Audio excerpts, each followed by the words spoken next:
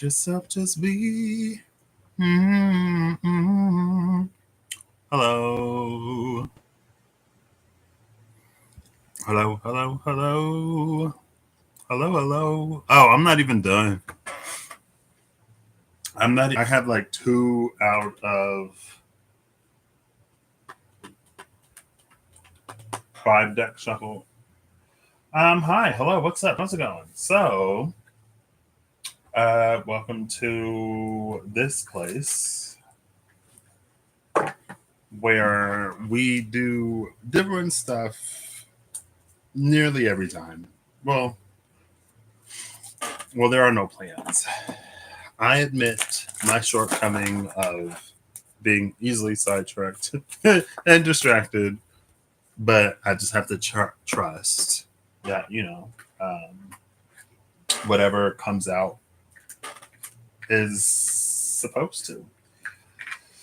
And if not, that whoever would watch it would have enough discernment to forego anything that's not for them, right? So I remember when I did that one joint live with Rob about 2 years ago now, I think. Um, and like he had this gorgeous like 4-step process, and I was doing my best to adhere to the assignment.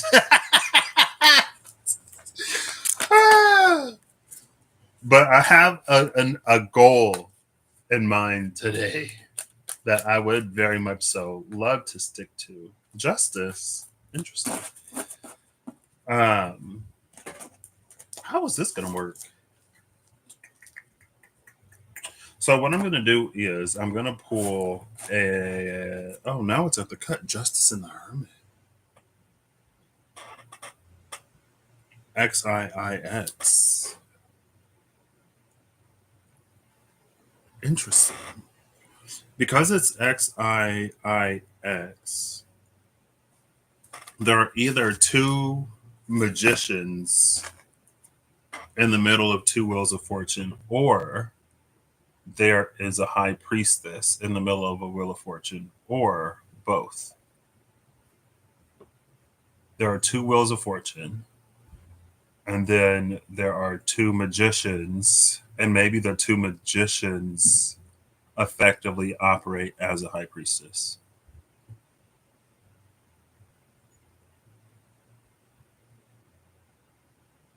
That two wheels of fortune, it makes me think of the keeper in the wild unknown in the Spirit Keeper Star Revelations edition. So I'm going to use this one. I didn't know if I would use the Vitruvian or Revelations edition, but the image that calls to mind is in this deck. So anyway, what I'm going to do is I also have to trust that. So I don't have to trust that there are many different readers. There are many different readers, and there are many different focuses, I guess you could say, that people read, right?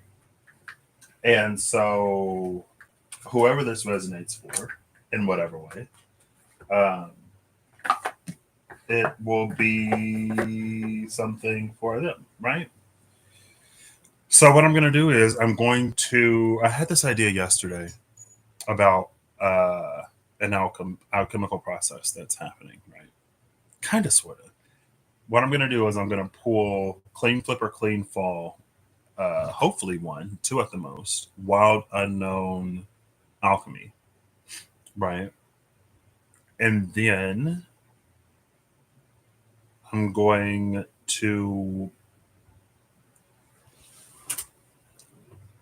Clean Flip or Clean Fall. What I'm going to do, maybe I should have did this one unlisted. I think I might do that moving forward. I might not. Split the lives in two parts. The part where I'm like pulling everything, and then come back live and do the part where like I actually read the cards, because sometimes it's a whole lot of setup. And I was watching one of the videos, not necessarily recently, and I'm like, wow, it took a while to get there, but I am who I am.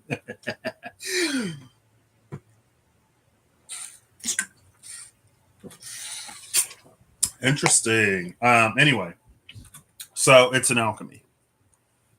And there is alchemy almost presented as a challenge. There is a way to overcome it, and then there is a way to subvert or circumvent it. But to circumvent it would be to use another alchemical process, and then I wanted an archetype for an archetype for the alchemy originally, and then an archetype for the one that circumvents it. The part where I really have to try is to link the archetype to the alchemical process or function, right? And then I have these that I was going to use now that I'm like sort of sitting down and putting it all together.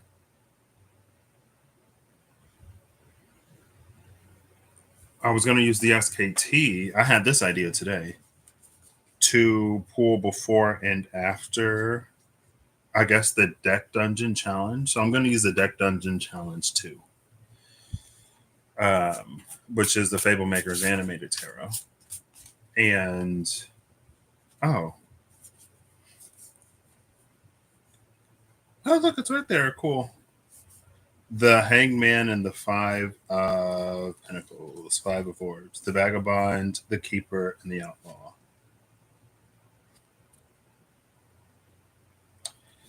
But it's this. Oh gosh, blurry. So this is a combined effort between some aspect of the divine and the self. So the card before will be the aspect of the divine. The card after will be the self, something that we have to bring to the table in order to make a process sort of come together. And the part where I trust that I'm doing this and you're watching this and you'll take it as it resonates and I'll do my best. And it being like a process that sort of requires that, or where that's relevant or is the case. You know what I mean? Like if someone is happily married, they wouldn't be watching like a singles love reading, right? So it's essentially the same, right? I have to trust that there are no happily married individuals that are watching this singles love reading, and that people will take whatever as it resonates for their situation. So cool. But this deck is massive. This is massive. This is probably the widest, and they all have card sleeves, so that doesn't help. The widest standard like tarot deck I have, the Diablo tarot. Oh look, the Wheel of Fortune just clean flipped right over. Oh yeah, duh.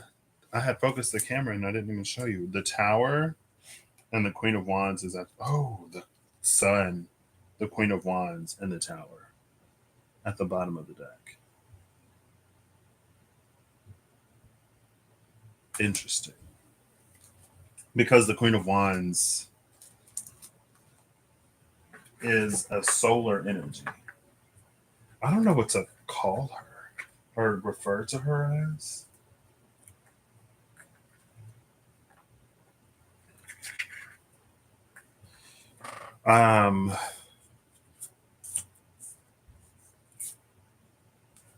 You see the sunflowers, right?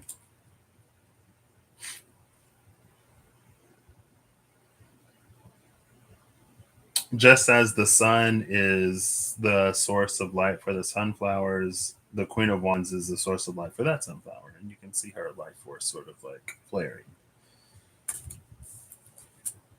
But with this tower here, I feel like an energy like this has come out recently. Not recently. I feel like an energy like this has come out before. I don't necessarily think it was Mars conjunct Uranus and Taurus. a year ago, roughly a year and some change. Because I had went to go visit family about this time a year ago. Um, and that's when Mars was conjuncting Uranus and Taurus. But there's this energy, and the Wheel of Fortune is here too.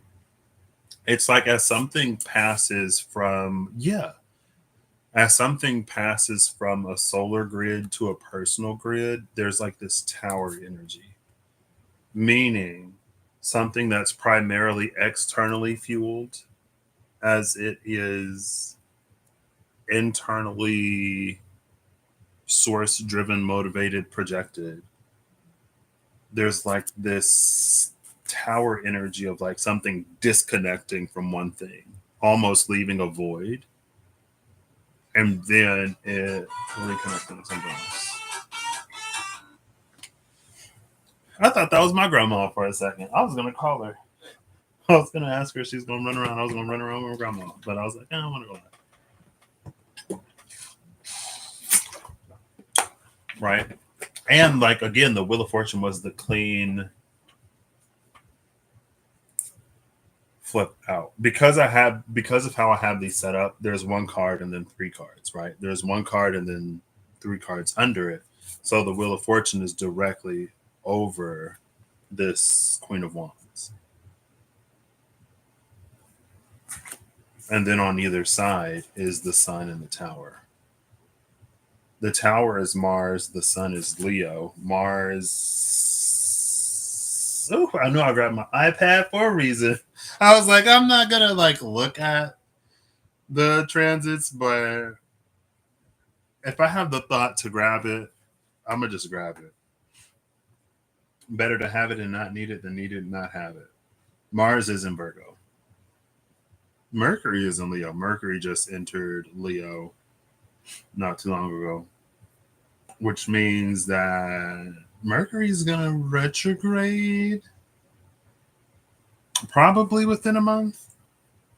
The Sun is 9 degrees Cancer. Mercury is 4 degrees Leo. Mercury can't get more than a full sign away. Well, Mercury's not going to be 2 signs away from the Sun because it's so close to the Sun, especially from our vantage point at Earth.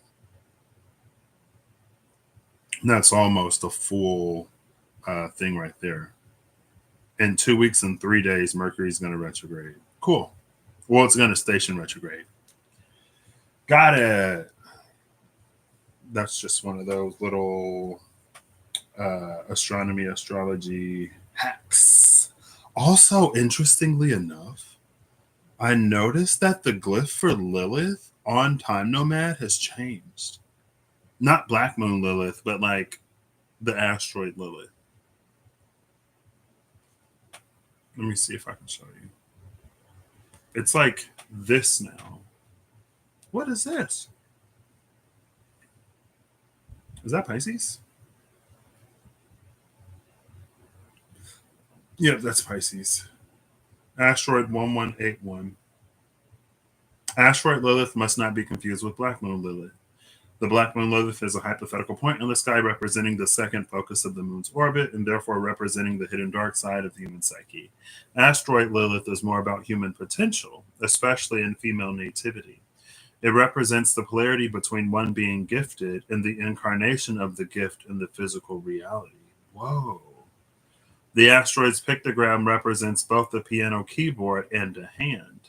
The asteroid was named after French composer Lily Bollinger, the first woman to win the Prix de Rome, a prestigious composition prize. Unfortunately, talented Lily died young at the age of 24 due to chronic illnesses. I never sort of like I knew that there was a difference. I never read it, at least on here before.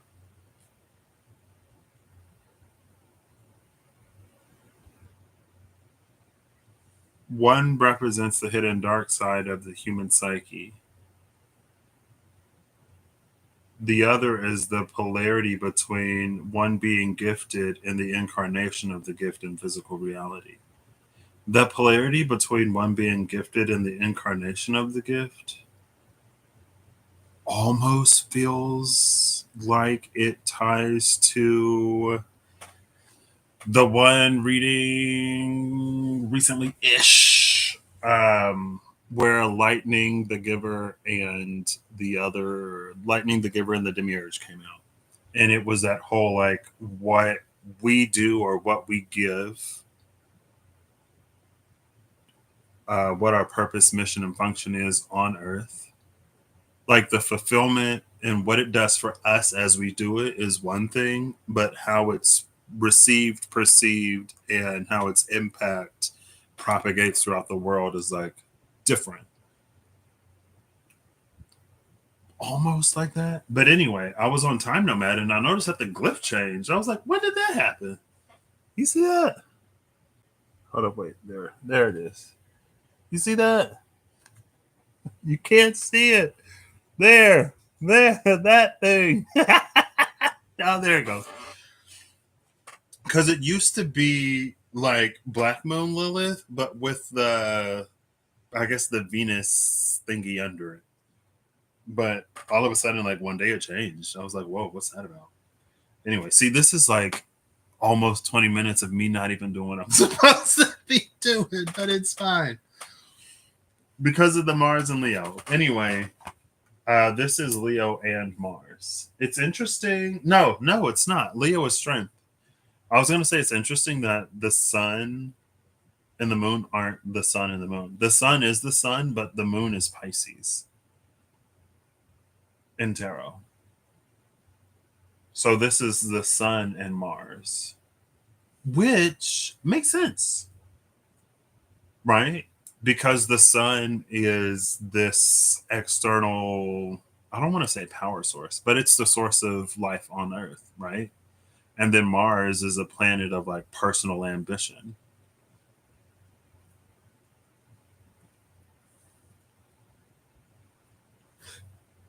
The cards, so now that the camera's focused, this is the keeper, right? And these two, you can kind of see it here and there on the left and right.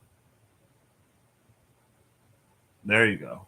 Where her hands are roughly, that's giving me like the two wheels of fortune on the side. And then this like high priestess slash double magician energy in between. Now we have Mercury in Taurus with the vagabond, and then water or Neptune or Pisces with the outlaw.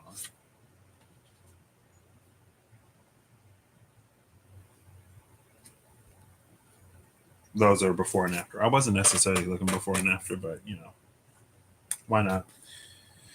Interesting. Cool.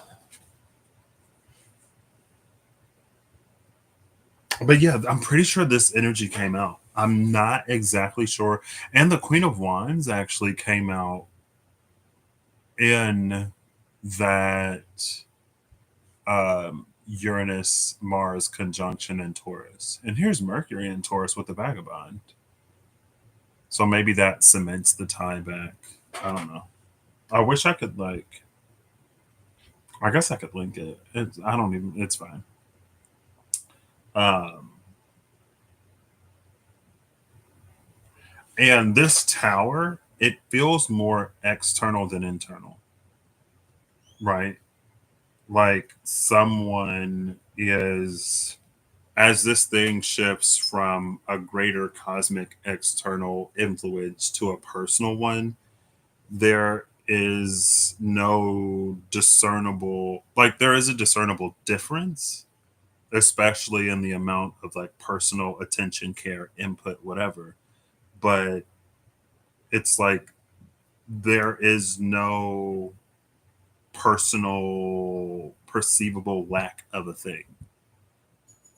But externally, like it's that tower, like there's a void, something's been ripped. I don't want to say ripped from reality, but the loss is felt externally. And of course, like it's like if someone has a Keurig or a coffee pot, coffee machine in an office, that's their personal coffee machine that they brought for the office. everyone in the office gets to use it when it's there. But if the person, for whatever reason, takes their coffee pot and moves on, their access to the coffee pot remains uninterrupted. But for everyone else in the office, now there's a lack. It's kind of that energy with this tower.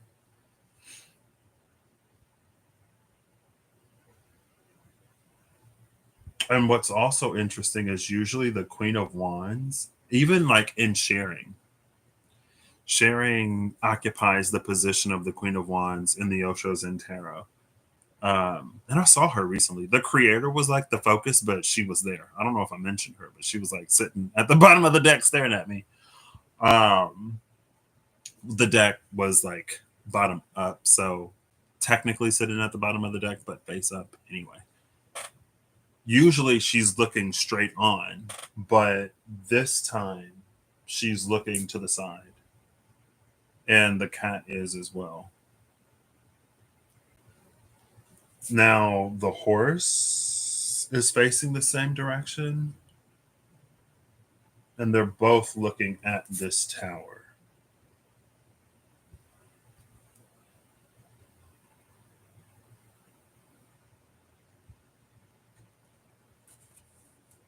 Something about this tower goes back to, it's the feeling that I'm getting from the tower that goes back to the full moon Scorpio video.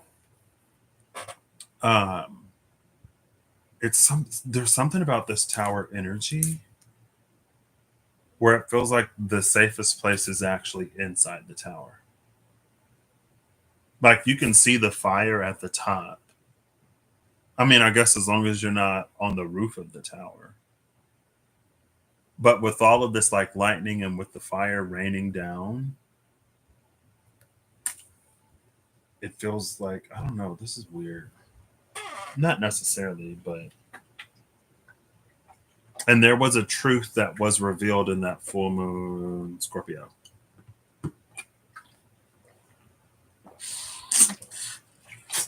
A truth that could only be seen from inside the tower.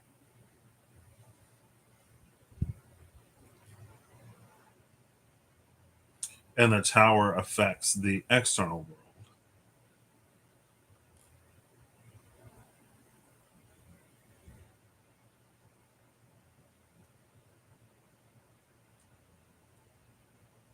I guess it's like a queen maker energy, right? So like the whoever takes their coffee pot, right? And now there's no coffee pot in the office.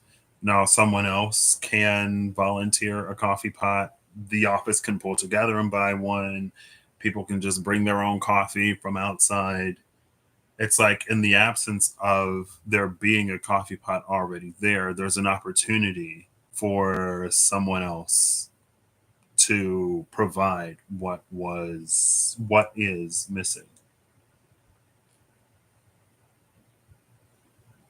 And I don't know if it's necessarily a process in terms of like someone else is going to bring a coffee pot and then something's going to happen. And then there's like this process of someone in the office bringing a coffee pot, that person moving on and taking their coffee pot, and then someone else bringing a coffee pot. I don't know.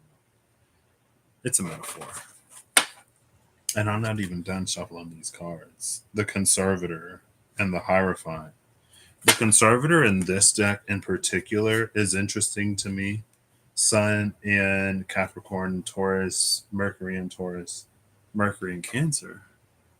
The Conservator in this deck is interesting to me because the Conservator protects what needs protecting. The Four of Pentacles withholds what should be withheld. There's something like not for public knowledge or not for public access. And I guess not for public knowledge is interesting because the Hierophant is right here. Now, a traditional Hierophant controls the dissemination of information.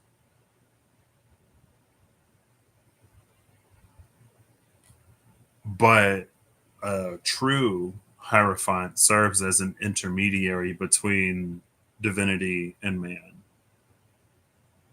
And so it could be it's almost like there's a certain class of things that's only for the divine to speak on, or only for the divine to reveal, because the knowledge of man is lacking, its limitations are too great, and its capacity to understand is so limited that no true knowing, knowledge, or understanding would be possible.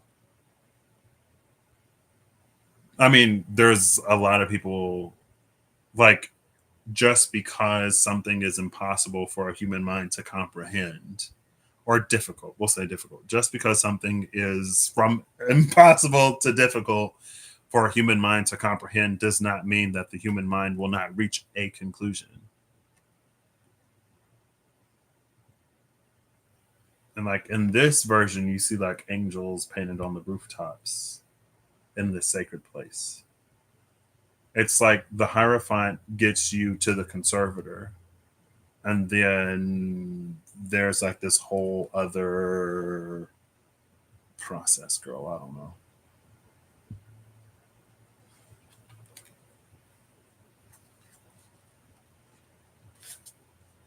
Oh, there was the giver. Six. Oh, Pentacles and the Lover. Mystery of the Covenant. What? Emphasis on mystery.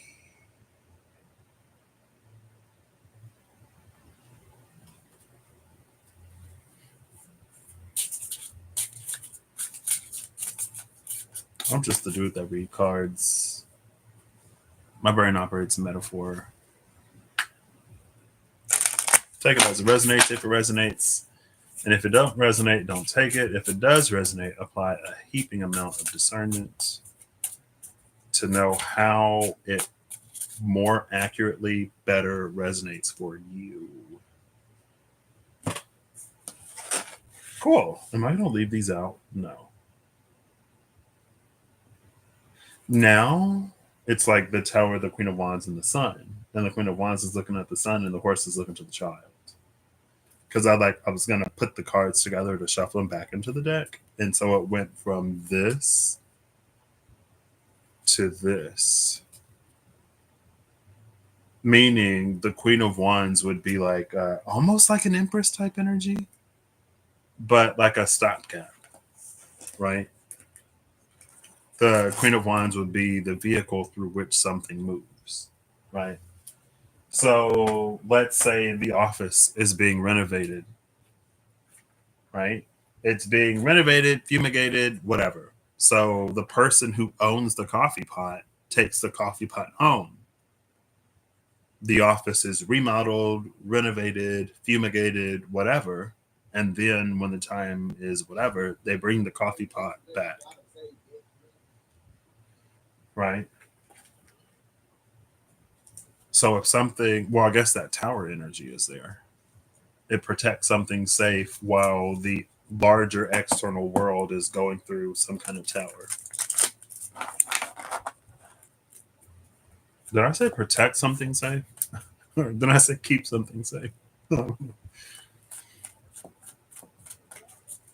My brain's going faster than my mouth. Page of Swords and the Nine of Cups. This is the shimmering veil. As I'm looking at it, the Page of Swords is looking away from the Nine of Cups, almost like um, not a watchdog. What do you call it? What do you call the person that keeps watch? Almost like keeping watch, making sure that whatever is emerging from or happening in this veil is like,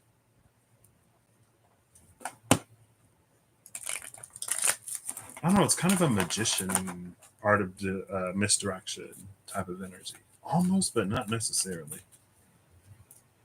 I guess the Page of Swords could also be us, where we're being distracted from something that is emerging from the shimmering veil or whatever. Who knows? Three of Pentacles, Nine of Pentacles. We already saw the Giver, which is the Six of Pentacles, the 3, 6, 9 of Pentacles. All right. So I am splitting this deck in half because it's massive. I don't know what is where. Everything is shuffled. Half an hour in, I can finally pull cards. Goodness. It's fine. It's gonna be like 45 minutes to an hour before I'm even ready to like start reading.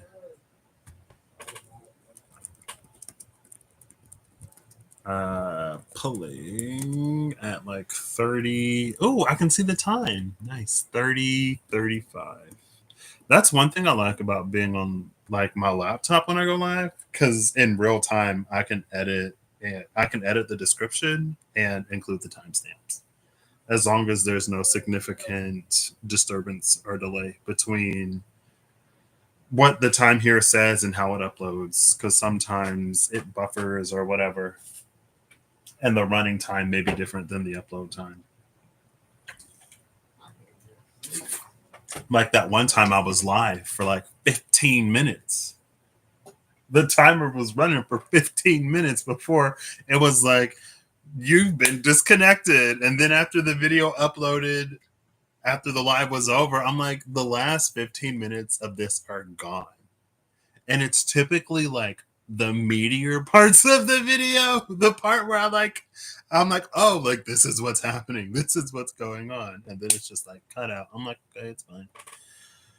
I'm not gonna stress about it. So we get what we need.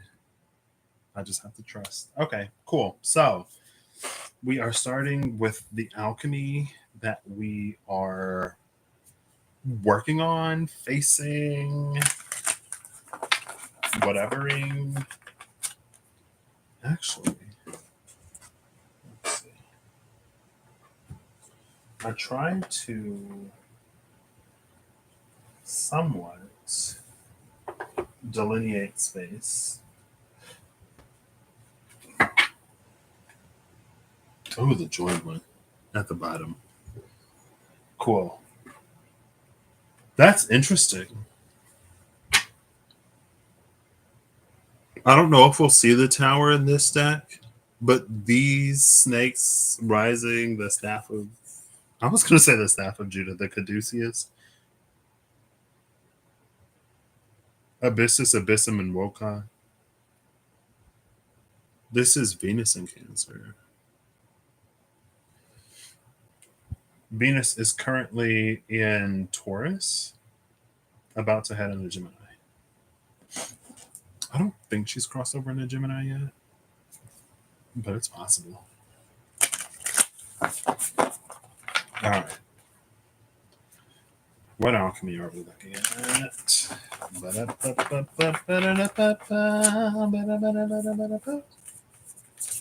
Clean flip or clean fall.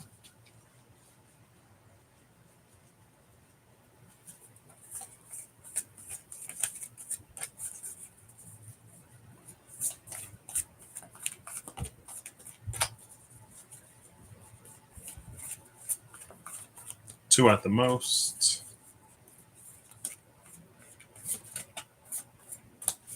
Okay. Bottom of the deck is Conjunctio Conjunction number 71. The card that came out is number 67. Sublimatio, sublimation.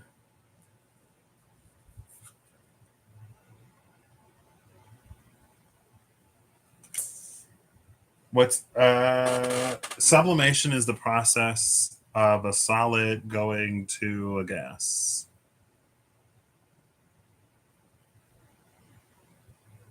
It bypasses the liquid phase if the conditions are right.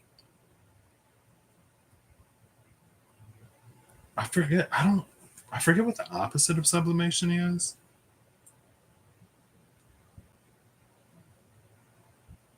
The word sublime comes to mind, and I'm pretty sure there's an entry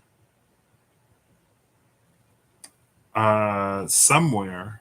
I'm pretty sure there's an entry that's not the one for sublimation that mentions the sublime. Sublimation. Process where a substance transitions directly from solid to gaseous state without passing through the liquid phase. What's the opposite of sublimation?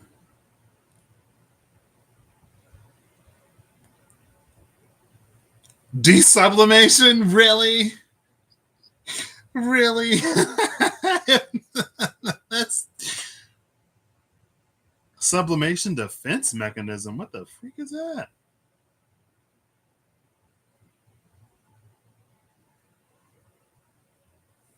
What? Sublimation is a mature and adaptive defense mechanism where unacceptable impulses or desires are transformed into socially acceptable and often constructive actions. It's a way to channel potentially harmful emotions or urges into positive outlets, reducing anxiety and promoting well being. Unlike repression, which pushes unwanted thoughts into the unconscious, sublimation redirects these energies into productive channels.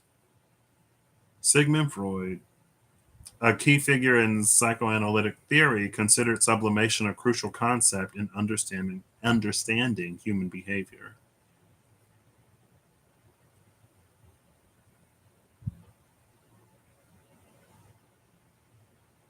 I kind of, because part of this is subverting an alchemical process by using another,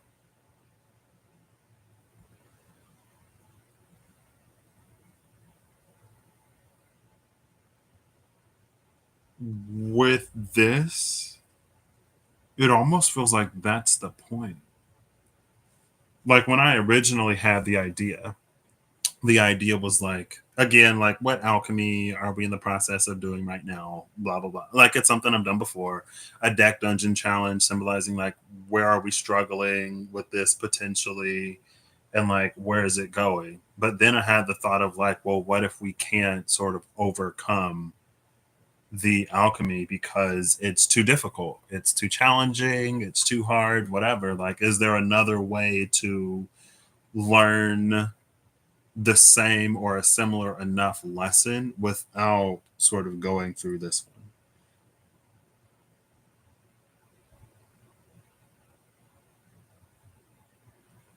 So, unlike pushing unwanted thoughts into the unconscious, this redirects energy into productive channels.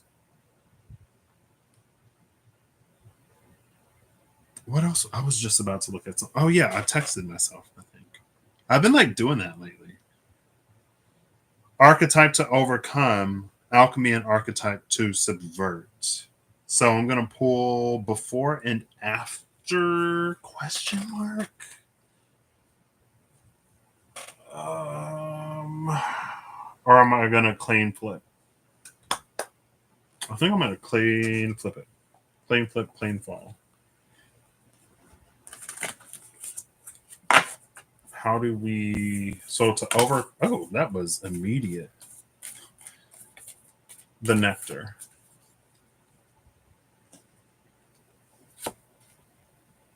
Number 58.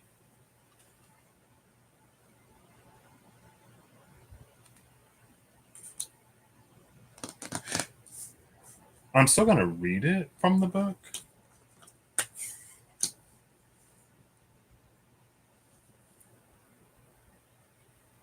Um, 67 and 58 are both 13s. And you move the one from the tens place into the ones place. Moving one from the tens place into the ones place feels energetically similar to something going from being nurtured, maintained by the sun, and being nurtured and maintained by the Queen of Wands.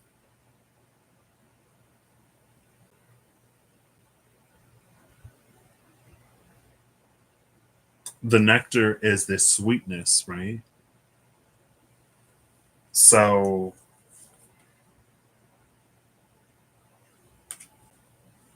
this is, it also makes me think of the places that we saw last time. The amusement park in reverse, and then whatever the other cards were that came out, right? Meaningful connections. Interesting. Okay, so now, do I want one of these? Sure. I'll clean flip or clean fall this one, and then hopefully there's only gonna be one card. I'll pull before and after the corresponding card in the Spirit Keeper's Tarot. So this is the challenge in using Nectar to overcome, or how the challenge in which Nectar can be used to overcome specifically whatever this sublimation is.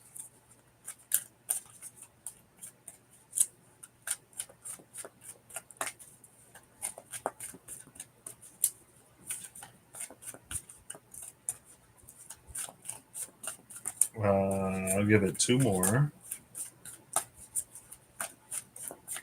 All right, nothing came out, so I'm going to read these first. Maybe we'll get a little bit of context before we move forward. What's this? 67? Are there even 67?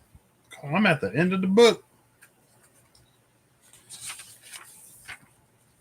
Sublimatio, sublimation. Elevation, rising, and flight. Sublimatio is the great alchemical operation of air. Air is the keeper, is the fool, was the one that stood between the two wheels of fortune. It occurs when there is enough heat to change a solid substance into a gas, causing it to rise up, up, and away. We saw the heat in the tower, therefore, and in the sun, and in the Queen of Wands. So there's enough heat for something to rise up, up, and away, right? There is, I guess we're using the alchemy. There is could also be an internal transmutation. Something is happening in someone's external environment and reality, which triggers an internal transformation, transfiguration, transmutation, while there is some tower moment that is happening because of whatever is going on. After the tower, or at some point during it, the Queen of Wands energy birthed something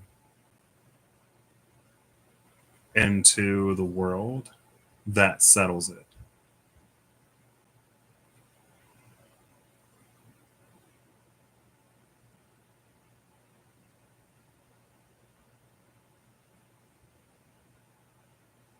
Settles the tower. Now, this has been kind of coming up lately. It's like something happens in someone's life that triggers an internal change. But the internal change comes with something that they do to change circumstances, right? It's like the sun provides enough heat for someone to internally rise and then do whatever. But with the nectar here, it's not, it's almost like it's not for that person to focus on anything necessarily like destructive. It's to channel it into a positive outcome, right? So, like, let's say that low hanging fruit, it's easy. Let's say, like, there's some kind of injustice, right? And let's say someone is usually like happy, carefree, unaffected, unaware of something until they are made aware. And in being made aware, they go through their own internal processes, they whatever rather than repressing and denying and pushing something to the side, they channel something into positive impact and outcome. But let's say like the focus on the positive impact, the nectar here is to like focus on resolving the issue for the person or people rather than punishing the people who are carrying out whatever injustice. Right. And you can say from a certain vantage point and viewpoint, arguably either way would lead to a similar conclusion. Rather you like stop the bad people from doing bad things, or you help the good people or remove them from the situation. Effectively, there's a similar change in the circumstance globally, but internally, the road that is taken, that focus, it's not that it carries weight, it sets some kind of like precedent or creates it's that mindset, right? And maybe for someone it's not to be like vengeful.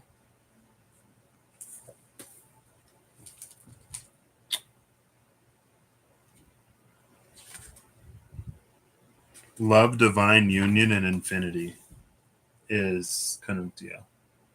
And then under that is mortification.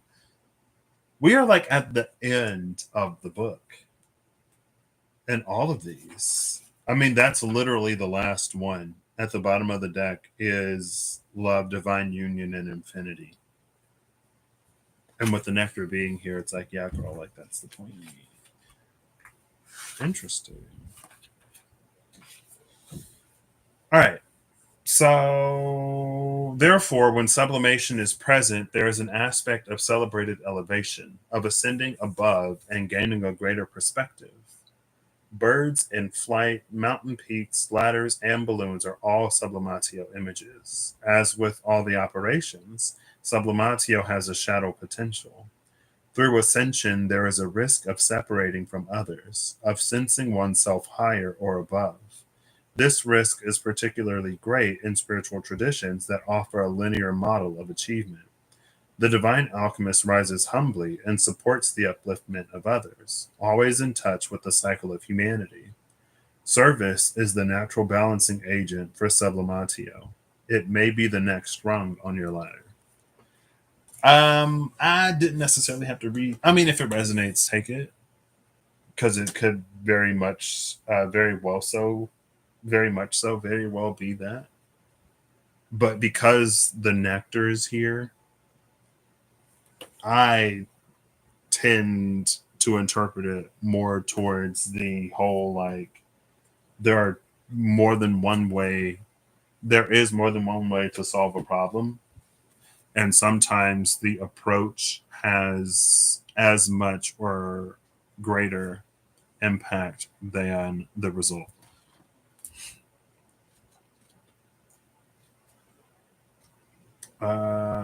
58.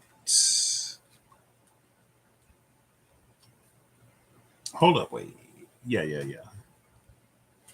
The nectar, the medicine, the elixir, the garden. In Hindu mythology, there is a miraculous substance known as Amrit. Oh my gosh!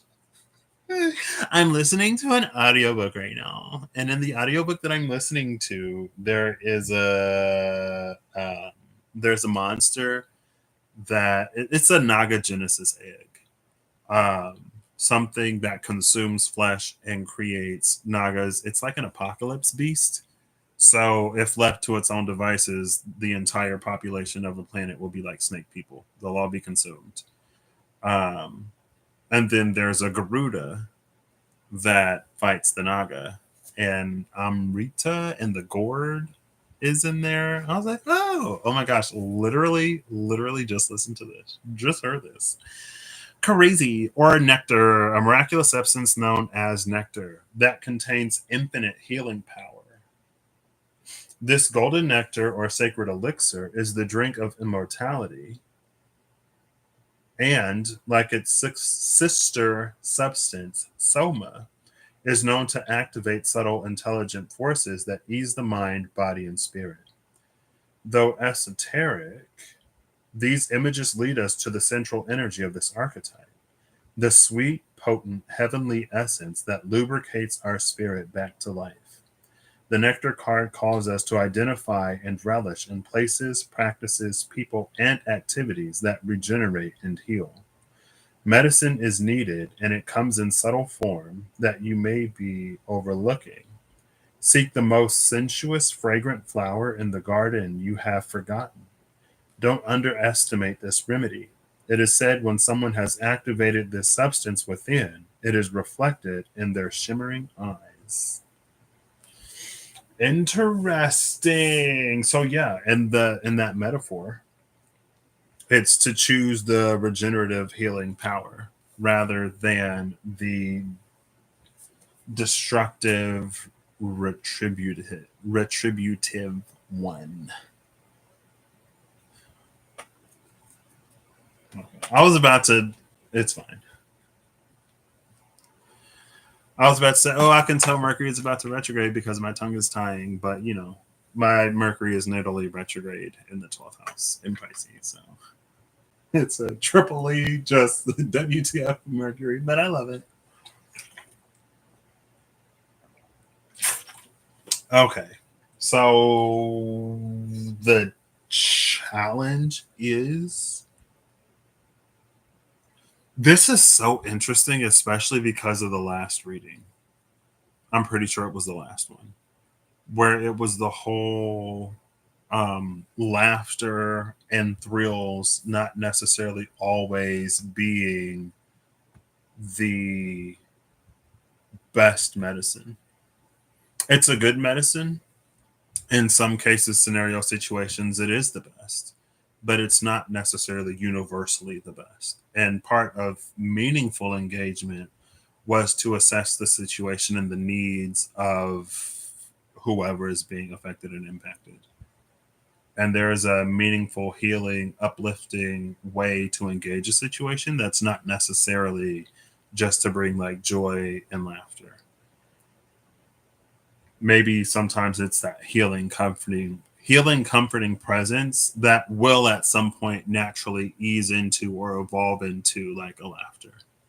But in the moment, like in that triage sort of situation and environment, first there's like a comfort and a soothing and an ease that may need to be brought. Anyway.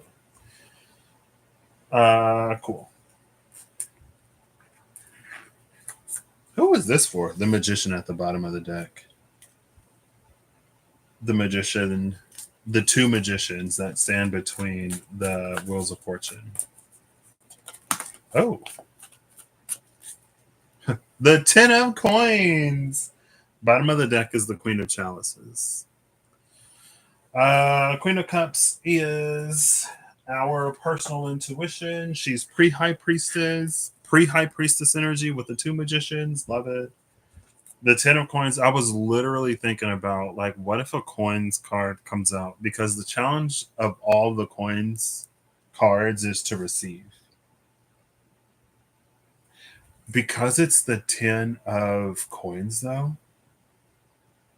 it's an energy of thinking towards the future.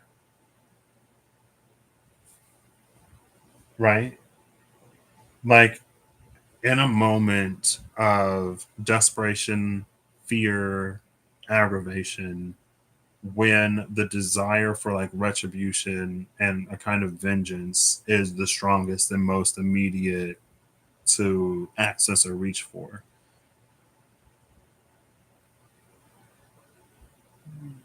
There can be, and I don't want to say a short sightedness, but it's almost like sometimes we can trade long term. It's almost like trading a long term peace for an immediate relief.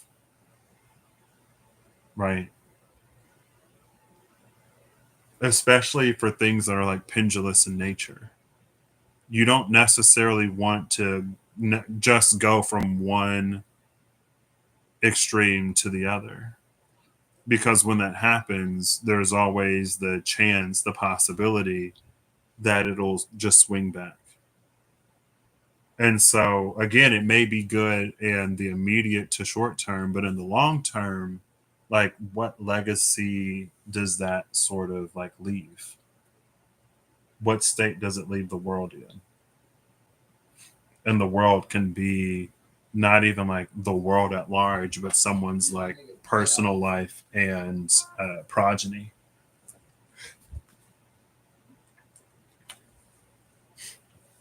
Right.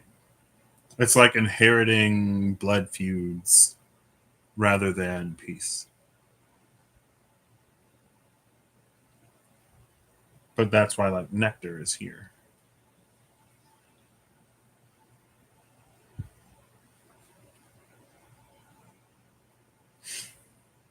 Uh, so we're gonna pull before and after the dynasty to like see what the divine is bringing to the table and what we're being asked to bring to the table. Also, I don't know the warrior, the sun at the bottom, master of the mystic light at the bottom of the deck. This is almost the like God gives his hardest assignments to his toughest soldiers type of whatever.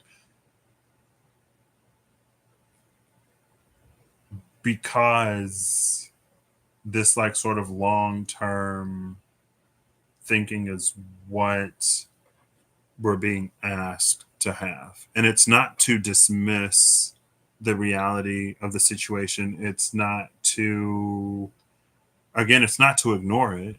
It's not to repress it. It's to sublimate it, to shortcut the awkward back and forth and back and forth and backward forth pendulous liquid phase and to go immediately from like long-term problem to long-term solution. And however it applies in your life, take it. Like this could be purely internal, right? It could be like self-sabotaging behaviors when you're approached with your heart's truest desire, be it a job or a person or whatever else, right?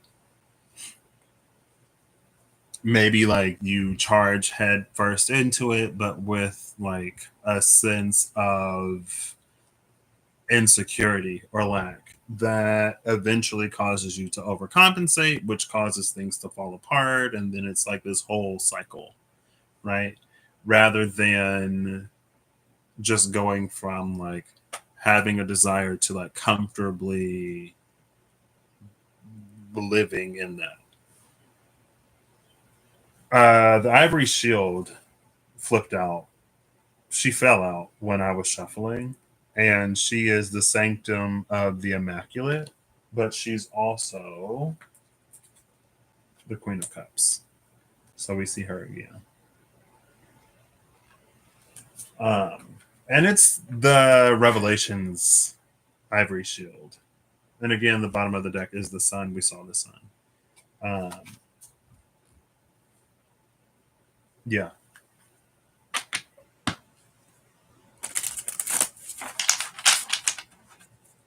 All right.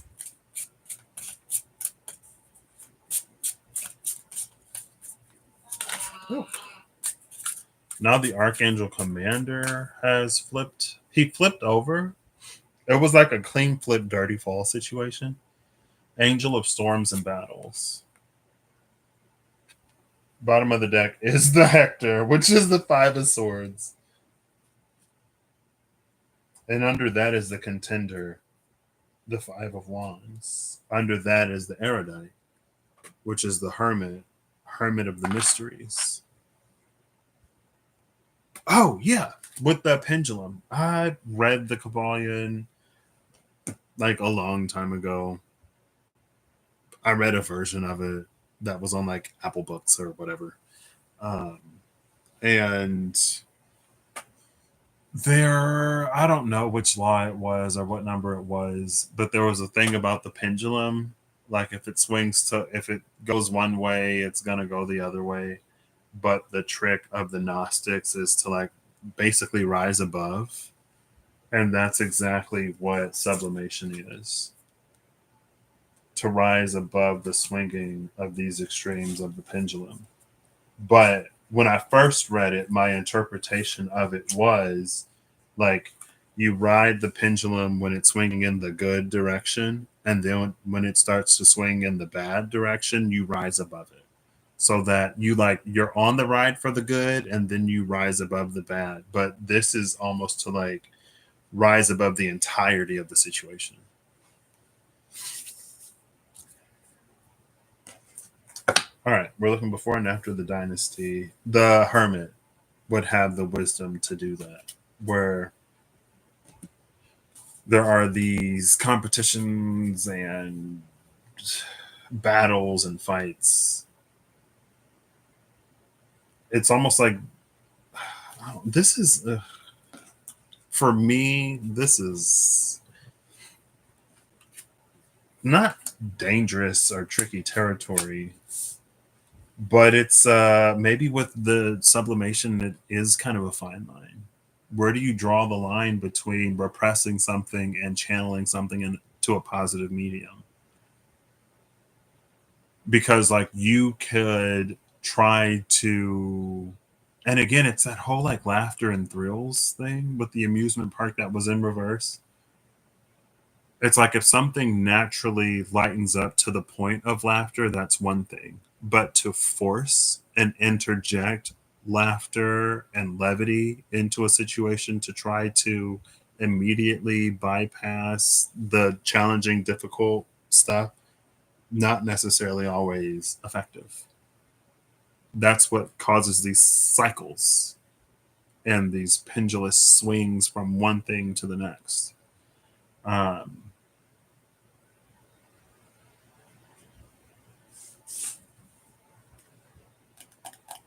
yeah. Who am I looking for? The Dynasty. But yeah, it does seem like it's kind of tricky. It could be. Maybe not. I mean, tricky and difficult and challenging are all relative. Until they're not, right? What's challenging for one person may not necessarily be challenging for another, but if there are challenging times, then we're going to be challenged in ways that are challenging for us, right? So our situations and circumstances may not be the same, but challenge could be more ubiquitous. So we have Jupiter in Capricorn. We saw the sun in Capricorn, which maybe was the Four of Wands. It was the Four of Wands, the conservator. And then we have the Archangel of Healing, angel who salves and purifies on the other side. Before is the divine, after is us. So we see another archangel.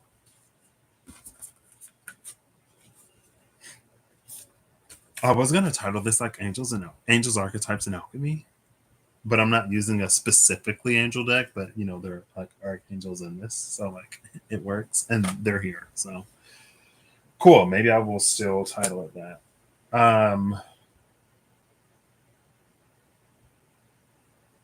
The last time we saw this archangel of healing, she was a person on Earth.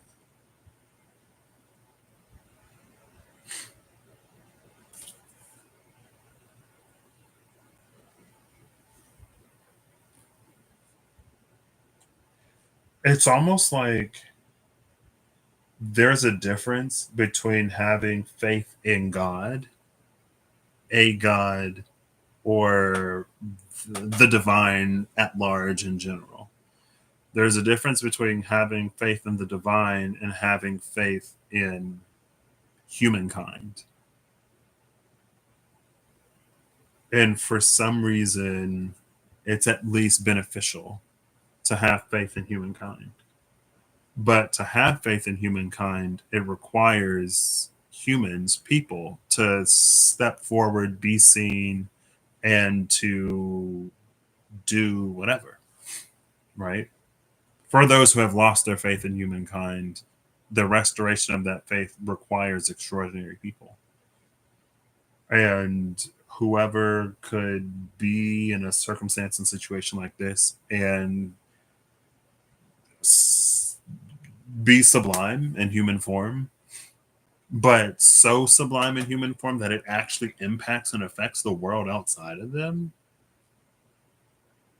regardless of the divine backing and presence and other stuff like that. That would be like a way to restore faith in humanity. But I'm like, whose faith needs to be restored? Low-key, you know what I mean? Like, is this like restoring the faith of like people in humanity, or is this like restoring the faith of the divine in humanity? Maybe that's just my brain. Because I'm like, before we have another flood or fire situation, it's like, are they going to get it together? Or are we just going to scrap the whole thing?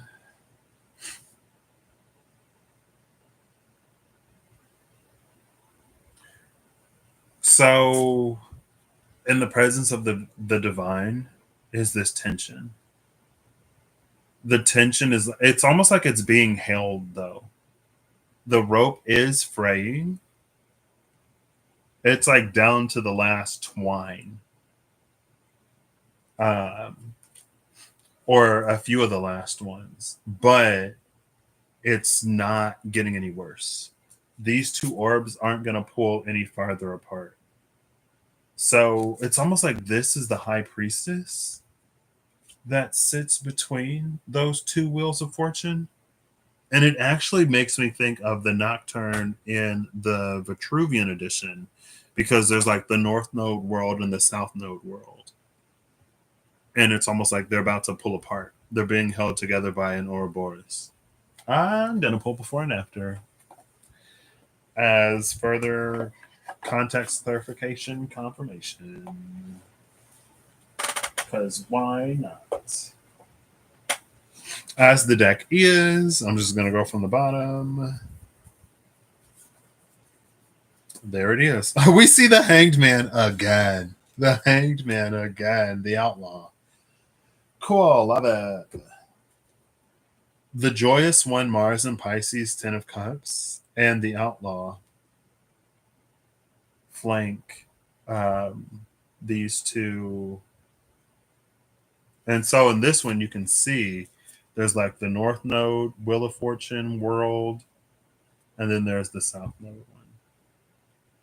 North Node is Strength, South Node is the Devil. The Outlaw, it's almost giving an energy of non-interference. Almost. We see the 10 of Cups and the 10 of Pentacles, which is gorgeous. But I mean, like, it wouldn't be this gorgeous. Like, the alchemy here is sublimation. The archetype is Nectar. So, of course, it's going to be gorgeous. You know what I mean? Of course, it's going to be this, like, 10 of Cups, 10 of Pentacles energy. That's literally the point.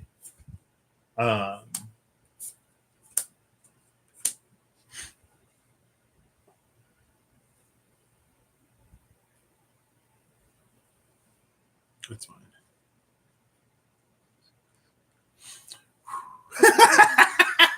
If you know, you know.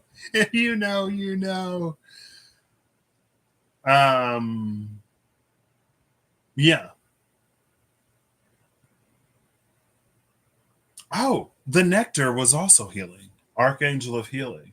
She holds nectar in her cup. Nectar comes from flowers. There's this, we'll call it a golden peony. It's probably a different flower. I don't know flowers. But the one that's it's where usually there is a void in the Kabbalah tree of life, where usually there's a void, this flower has bloomed. And again, it's like this sublimation that rises above the pendulous swing between whatever.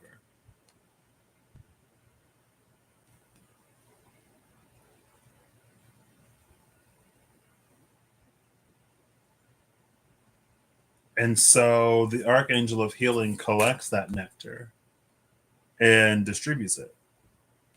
Cool. So this is our alchemical challenge right now. So now, how do we subvert? And so I don't know how else to say it. It's not subvert in a bad way. It's like an alternative pathway. How can we use a different alchemy to accomplish the same result? If being the nectar amidst the tension is challenging, difficult, or not the desired path. And that's going to be another clean flip alchemy. Now, for this one, I'm going to pull before and after the corresponding archetype. And the archetype before will be an archetype of sublimation. The archetype after will be an archetype of the alchemy. And it's almost like that's the common ground where you can like divert something to a different process and achieve a similar result. No wonder why I'm like, oh gosh.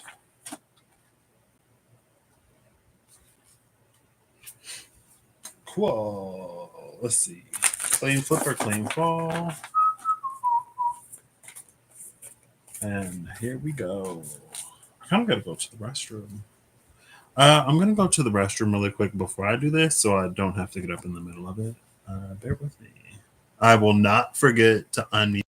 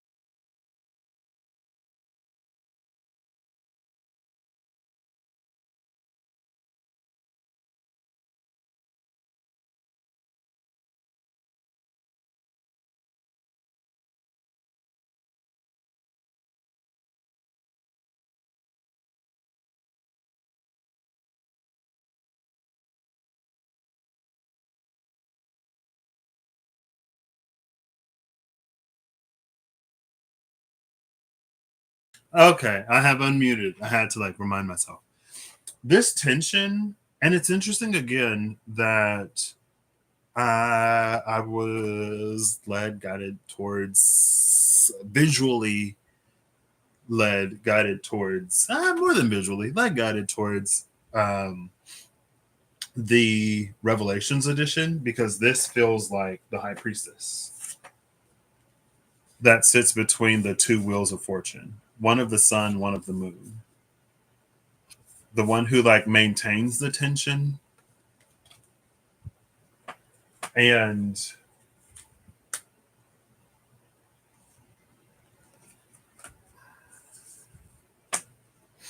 the two magicians. There's the magician that takes the path of Nectar, Sublime Nectar, and the one that's going to take this other path. Those are like the two different ways presided under by the High Priestess with these two wheels of fortune.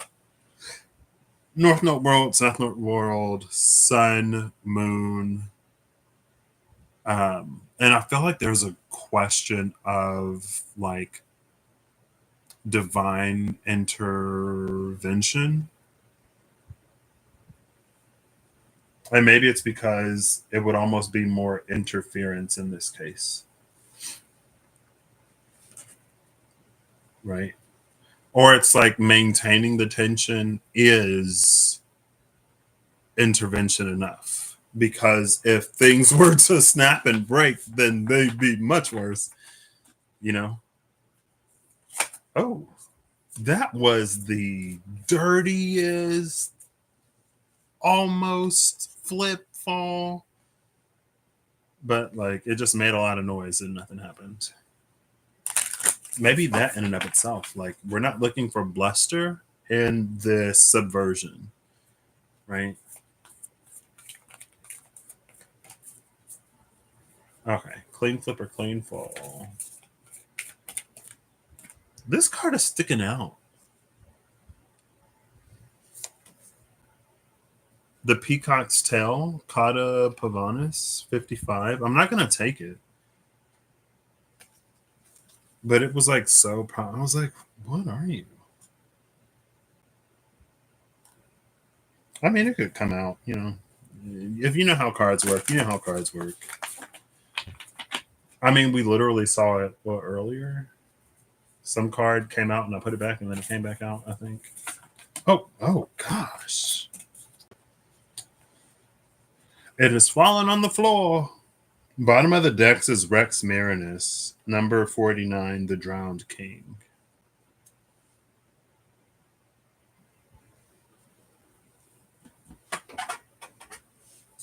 Oh, Xanthos. Is this the only card that came out? Oh, it's Leucosis, Lightning. I thought it was Xanthosis because I see Xanthosis so much. And it's number 13. So we are on theme, on brand for the Two Magicians thing. Because, again, we had the 6713 and the 5813. Now we have the number 13. Oh, and the Conservator. The Conservator, 4 of Orbs, 4 of Pentacles. 1 plus 3 is 4. I didn't catch that one. I didn't catch that one. Okay. So I'm going to pull before and after the 13th archetype. Leucosis and Rex Marinus is interesting. This lightening. Yeah, and then darkening is behind it. Melanosis is behind Rex Marinus, the Drowned King. It's almost like there's something in the depths of this water, and Leucosis is like it's shining out.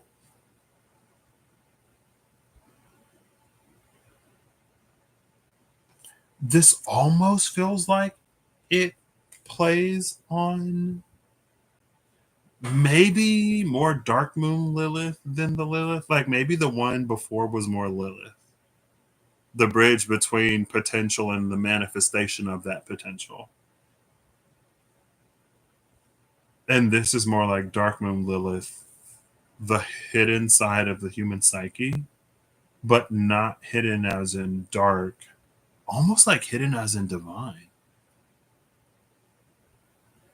And the divine, maybe the divine side of the human psyche is hidden because of how much, because it's maybe not seen as much. Something in the depths is like brightening up and lightening. And it's almost like we're gonna be able to start to see how things survive in Scorpio, in scorpionic waters.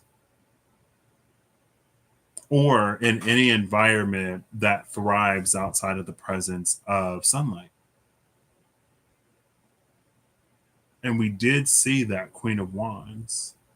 So with sublimation, there was an energy of like the heat of sublimation is being provided. There's enough pressure, force. The stimulus is abundant enough to cause a change. It's almost like in the absence of a catalyst, there is so much raw material that things are naturally progressing. Right. Usually a catalyst is involved because of either a lack of availability or because of ample space. Like this plus that equals something else. Right. Two hydrogens plus one oxygen equals water.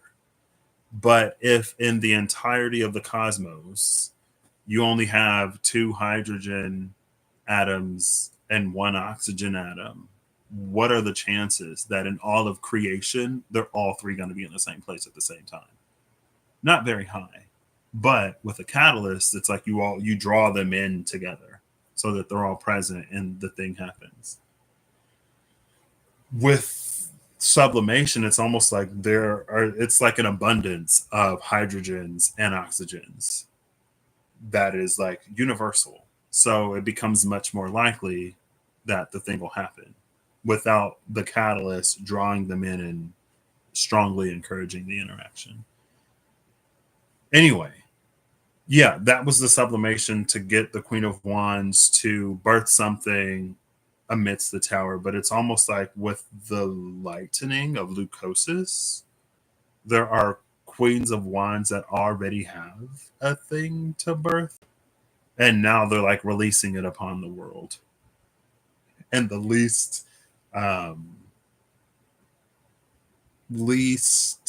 creepy, scary, ominous, in the least ominous way possible. That's why like the light is now shining on this drowned king who was hibernating, question mark. How you do that, Scorpio? Scorpio's tricks will be revealed. Scorpio's like, yeah, we actually have like little underwater, like we use the technology of Atlantis that like have like underwater suns and artificial lights that like, you know, the job gets done. Even though sunlight doesn't penetrate this deep, you know. So shake down your local Scorpio for all their secrets. I'm kidding. Woo! Just kidding. I mean, Pluto is in Aquarius, so maybe no shaking down needs happen. Maybe Pluto is just going to start divulging in Aquarius to the greater world at large, right? Not a select, isolated few, but to the world. Oh, we see the shadow at the bottom, too. What's interesting is from here. Oh, well, now it's focused. When it wasn't as focused, it's like there was less difference between the light and the shadow. But you can clearly see it. Back here, when it was kind of blurry, there you go. Now it's almost indistinguishable. But yeah, there's a difference. 13. I don't know what 13 is, so I'm going to have to look at the numbers. XIII. The good thing is there is no IIIX. So even if it's upside down, that should be fine. I know it's an aspect of self, but that's all I know. IIIX would be 7? Right? IX is 9, IIX would be 8, IIIX would be 7. Oh, it's not the king or the queen or the shapeshifter. It's not the lover. Who is it? It's not the mystic, not the siren. It's not the comic. Where is this card? I'm pulling from the bottom and I'm like near the top.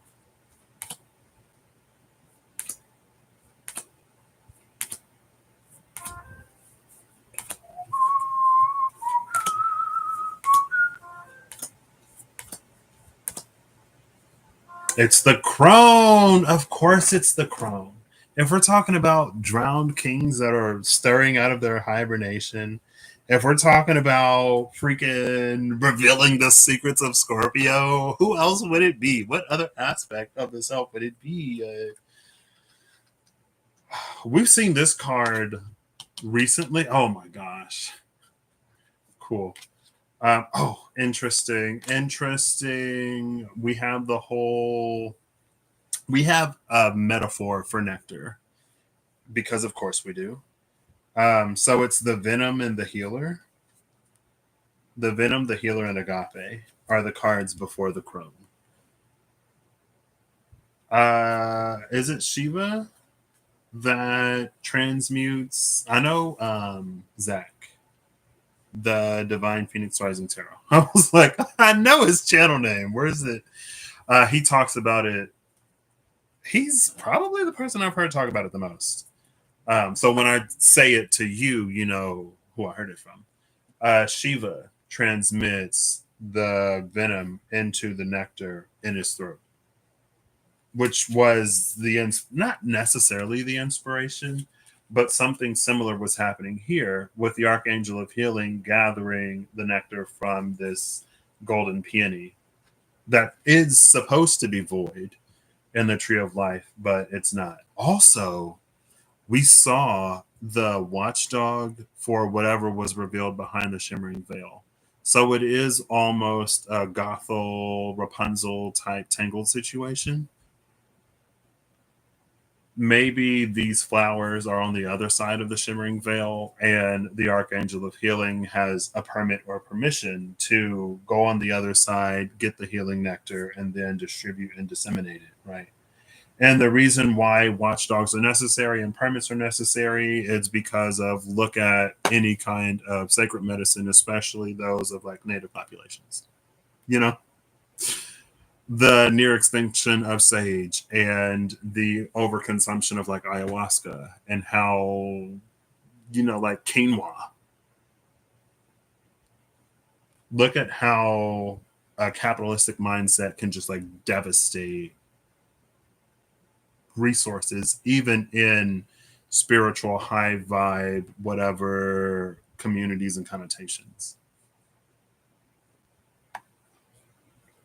Right. It is what it is.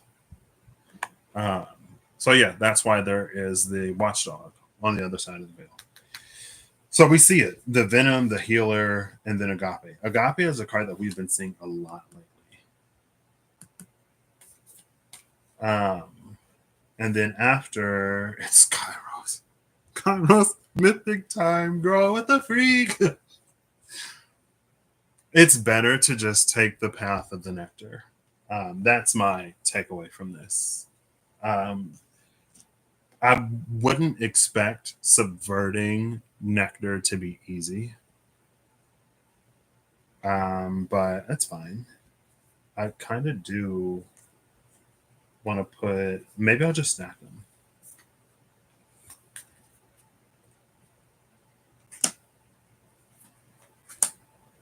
In Kairos. I'm going to have to move this, put this here, and then put this on top. So because Kairos is here and the sword is under Kairos, the sword is something that's come out recently for some, maybe because the lightning on the sword. I mean, we saw the storm recently. We ain't got to get into it. We do not have to get into all that. But oh, open right to the healer.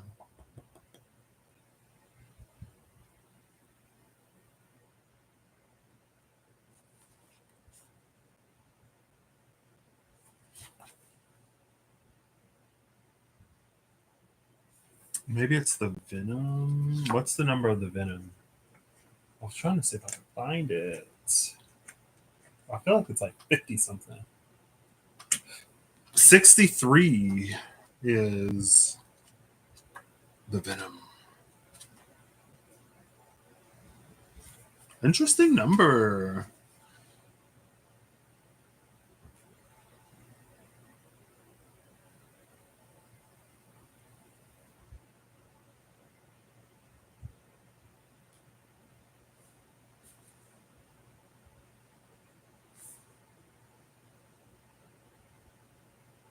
Cool. I was just looking to see if I could find it in the entry for one of these.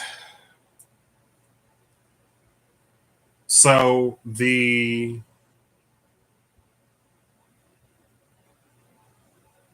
bridge between sublimation and lightening, which are similar enough, the agape of sublimatio intermingles with the kairos of leucosis to create this alternate pathway.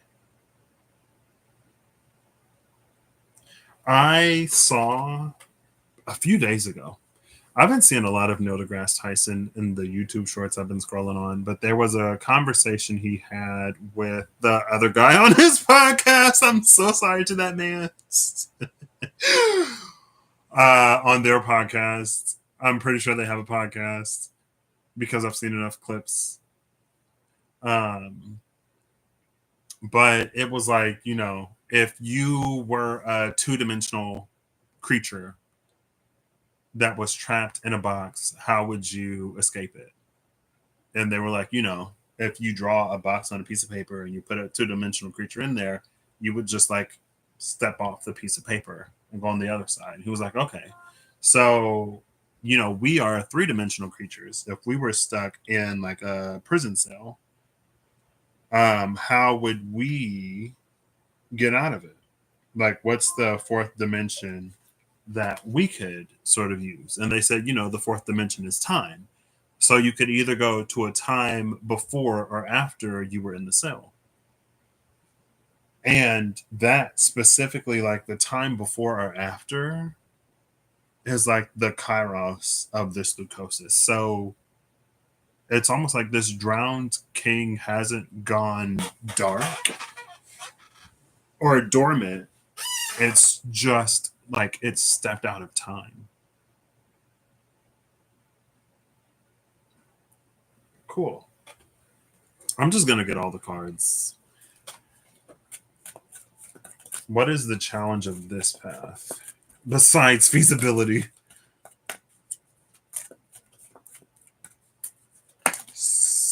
The Seven of Wands. Bottom of the deck is the Eight of Swords.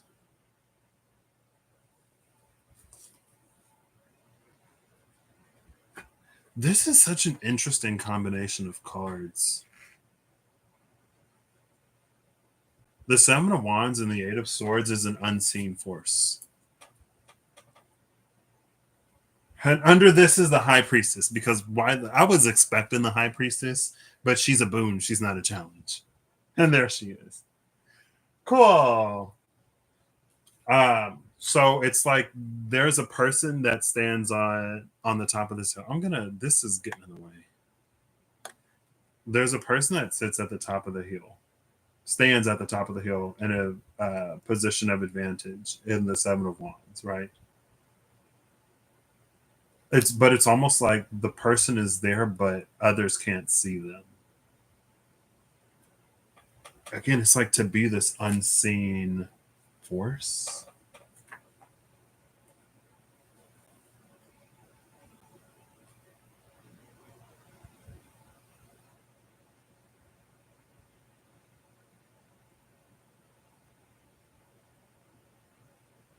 Now I'm going to pull before and after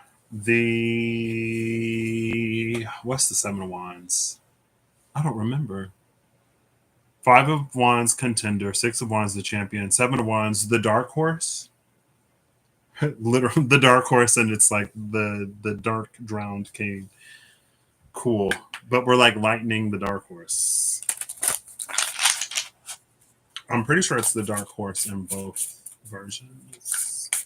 But I could be wrong. And oops. Oh, goodness. And a cut.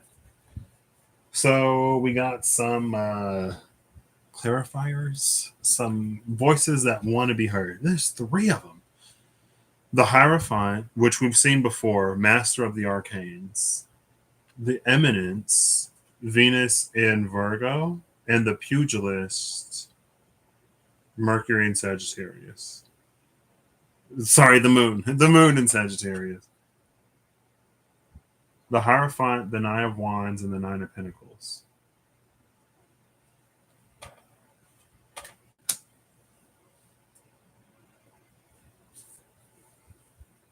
This Nine of Pentacles card is interesting because usually the Nine of Pentacles is about being self sufficient. Usually there is no, not even is there a lack of an implication, of others, but it's like others are purposefully not included because that's the energy of the card. But in this one, that's not the case. There's like a whole community here.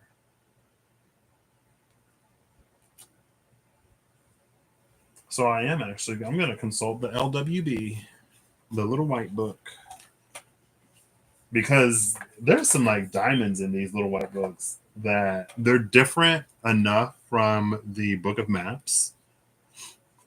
I've been sleeping on them.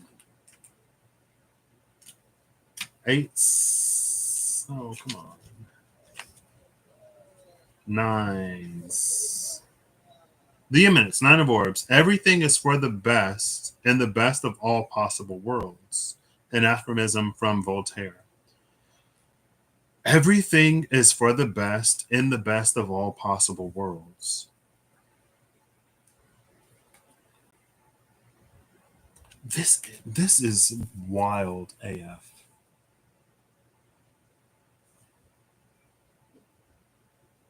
I guess I'm just gonna read it. I have no context for how this would apply, and it's because of this Kairos leucosis.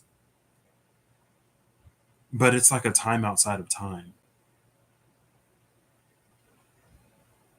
It's like bringing the best of all possible worlds to a world that is experiencing that is in dire need of at least better or good enough. The world maybe whatever, but anyway, it's fine. And how do you just like bring what? I'm just gonna read it. The Image, Nine of Orbs. Everything is for the best in the best of all possible worlds. An aphorism from Voltaire. All that you have done and invested in is propelling you to the top. The land you have tilled will sustain you and bring you prosperity. The three stratified layers of scenery in this card represents Inca cosmology. And we're talking about cosmology. What the freak? What is this? The three worlds are Pachas. Okay, so the three stratified layers of scenery in this card represents Inca cosmology. The three worlds are Pachas. This is the underworld, the material world, and the celestial world. Here they are in harmonious balance. Above the three generations of women is the goddess Chiaska, associated with Venus as a star of dawn and twilight, maidens, princesses, fertility, abundance, dawn, and morning dew. What the free?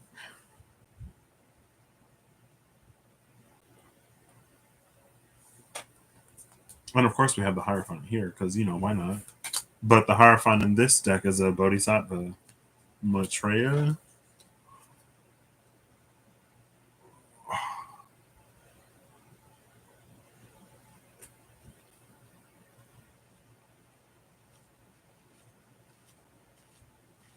I haven't pulled before and after the Seven of Wands yet because these cards just came out.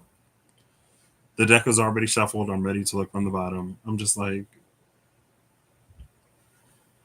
what is this? I'm going to read the Nine of Scepters too. The Pugilist. Here is a world-weary spirit, bandaged on bended knee, praying at the crossroads for great strength. An old power, the ancient one, has taken an interest in your fiery spirit. The pugilist is a spirit of great endurance, but that strength comes from having endured great suffering. The pugilist is one who continues to fight oppression, one who won't accept defeat as an option. When the pugilist appears, consider defensive boxing tactics as a metaphor. Sidestep to dodge the blow, parry to deflect the punch. Cultivate the ability to withstand toil without giving in to fatigue. The ancient one is she of the earth and underworld, she of the earth and underworld, or Chthoniya, a reference to Hecate, though it can also be a reference to the Sumerian goddess Erishkigal, ruler of the underworld and lady of the great earth. The great one of magic can also refer to Worth the cow, an Egyptian divinity who is the personification of magic and sorcery. She is a protectress in the underworld. Hekau means magic in archaic Egyptian. Wield magic as you would your fists and stand your ground. Girl, who the what the.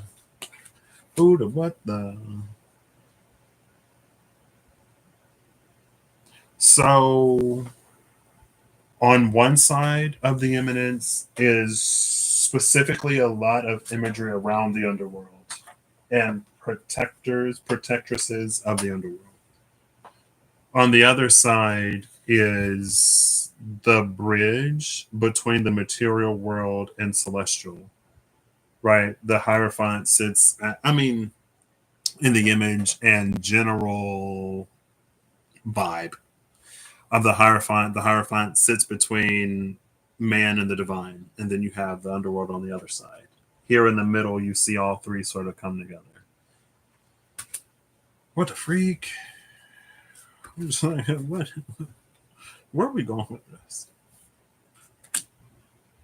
Again, I wouldn't expect the way to subvert Sublime Nectar to be like easy, but I don't know. It's fine. Oh yeah, I'm pulling before and after. The Hallowed Flame, Ace of Scepters, the Awakening is at the bottom of the deck. With the Burdened One, 10 of Scepters, and the Mason, 3 of Orbs. These are the bottom three.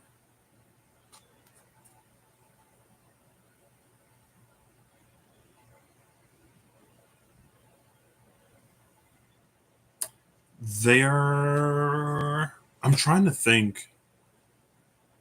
The one thing, it's fine. I'm trying to think of a story, a game, a movie, an anime, a show that I've watched where this is the case. But it's almost like someone. You could say it's almost like someone that transcended. Maybe it's the Bodhisattvic Elijah energy. I don't know. That's been present for who knows how long. But it's almost like someone transcended. Someone became transcendent. But the earth is too base or too complicated for their transcendent nature, so they were ejected. I was like, not rejected, not objected or abjected. They were ejected from reality because they were too transcendent. And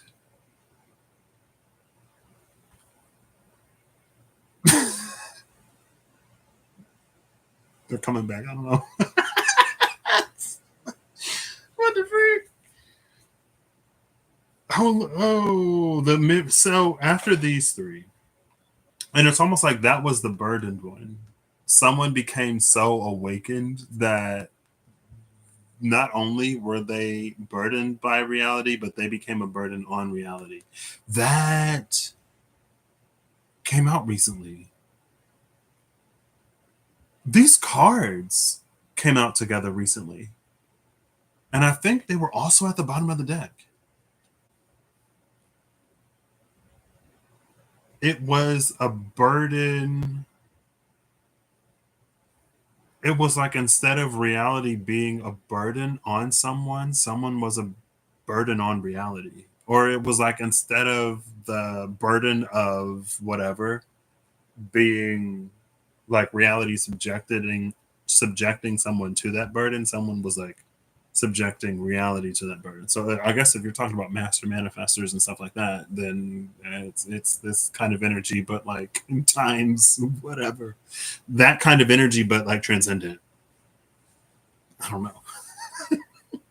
I don't know.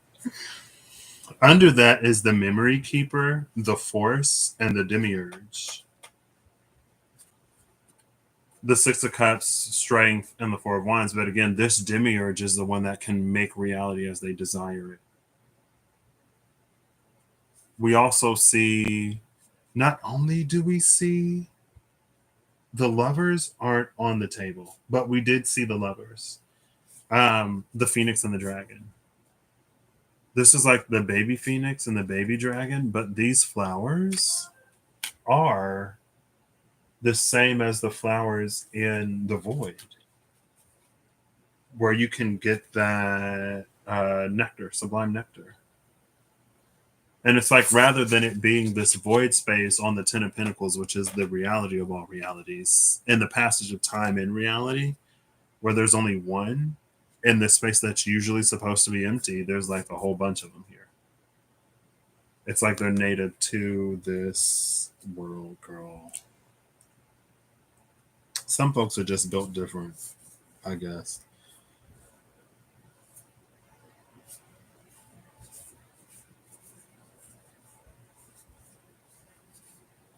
But you see that in this Dark Horse. In this deck in particular, you see it. You see the energy behind the person, the being behind the man.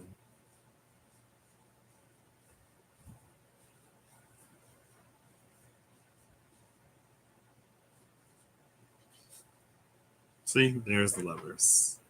The Phoenix and the Dragon. What was it? Mystery of the Covenant. It's almost like the memory keeper. I guess the memory keeper would know the mystery of the covenant because it's almost like they were alive, so they remember. They were alive before it was a secret. Like when/where it's common knowledge. What was the thing? In the best of, like, there was only the best in the best of all worlds or something like that. Like, that's where my brain used to go when, like, and I just saw that clip from Futurama in a short, maybe last night or earlier today, with the alternate realities, right? And it was like coin flips. On one world, the coin came up tails, and in the other one, it came up heads, right? Um, but my brain used to go like, if every choice spawns a universe where a different choice was made, then there is theoretically a universe that has never known and will never know war, because people always make the choice to pursue the other path or to do the other thing. And it's not necessarily that. I don't know. What the freak? Huh. Remember the joined one? Remember the Two of Cups? It's back. She's back. She's back again. The joined one, Two of Chalices, Abyssus, Abyssum, and Woka. The depths of you speak to the depths of me. Abyss, Scorpionic energy, the Drowned King, Rex Marinus. And then we have the Dark Horse. In this version, you see the power behind the man. Oh my gosh. The power that is unseen. That unseen force. So I guess it's not. This is some Avatar. This is some Avatar channeler. That's girl. I don't know what to read. It's like the Archangel of Healing, but to a different level, because the Archangel of Healing heals. This is some other kind of what is usually unknown, unseen within the realm of the divine, the unseen force. It is visible here. You see it. and like the clouds are parting. It's that whole solar whatever. But usually it's like just around the head where we've seen that sun thing. It's like going to the mid back, girl. It's like from the solar plexus to above the crown. It's not just the third eye crown situation. It's a whole. But to like start at the solar plexus where the thing was moving from the sun to the Queen of Wands, but this is like something moving from the Queen of Wands to the sun because it's already been whatever. Wild. And then after that is the Ace of Swords, the crowning, sacred word. So, which is the sword of the Archangel Commander, the sword and the shield. The sword, shield, and sigil of the Archangel Commander are all on here. You see the sword and the shield. The only thing we don't see is whatever this thing is right there. But you know where we see something that is like that? We saw it in the burdened one. And I say like that because it's not exactly similar. But like these concentric circles and those concentric circles. But this is like gloves off, girl. I don't know. I do these. I don't know why I ever expect anything less than. What is this? So again, much like the other one, but this is like it's to be a vessel. To be like being a vessel is the easiest, whatever, and it's almost like rather than someone naturally. No, not necessarily that. But I guess that would make sense, right? It's like to subvert someone needing to be this sublime, a source of sublime nectar. It's to be a channel or a vessel for an energy that is. And again, like when the Archangel of Healing came out, it's like either as that or in the restoring the faith in humanity, it's either like people being that or people being channels and vessels for the divine to do that. So this is more so of the channel and vessel of the divine, whereas like the Archangel of Healing was the procurer of those sublime nectars and distributor of them. So I don't know. Am I still going to read these? The aspect of the divine is sacred word, the crowning. The aspect that we bring is the joined one. What was this? So the divine aspect of man was the one that has gone unseen, or that's dark, like in the Lilith, Black Moon Lilith part, like the dark part of the hidden part of the human psyche. When I was like, oh, it's the divine. This whatever this crowning is, and then you literally see the light shooting out of it. Whatever that crowning is, it not only it awakens that part of the person, but in like full force. The shackles of the burdened one are off, right? All of the rods that obscure and hold this, and it's hands of the divine that do that too.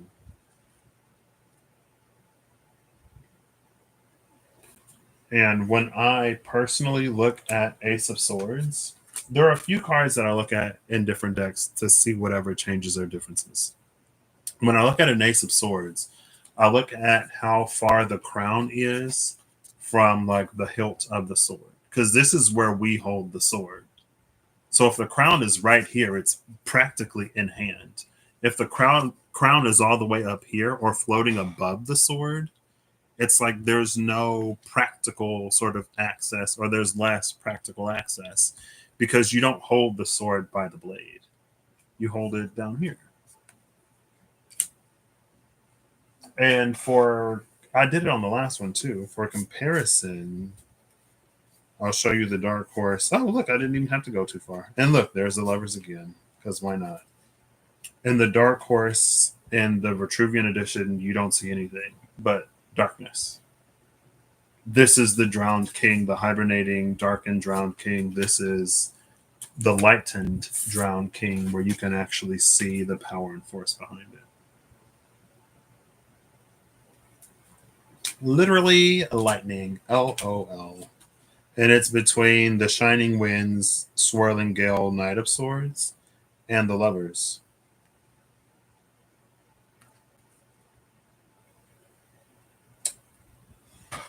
Uh, cool. In the Six of Wands, the champion, especially in the Revelations edition, the color edition, the non-sepia toned one, you see the fruit of that tree in the lovers. It's part of the champion's prize prize winnings from whatever the competition contest, and the contender is Five of Wands. The Seven of Wands is fresh off of that victory. That's why they have that position of advantage, right? I guess the fruit has been consumed.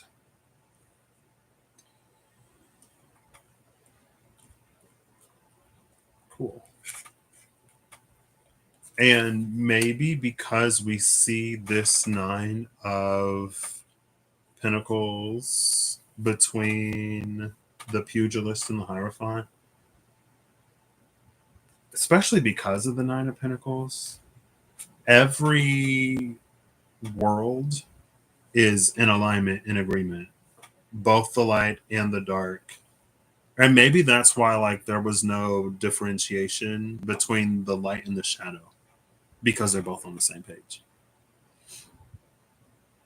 which is different than the agenda of man, or more localized agendas, motivations, and stuff like that.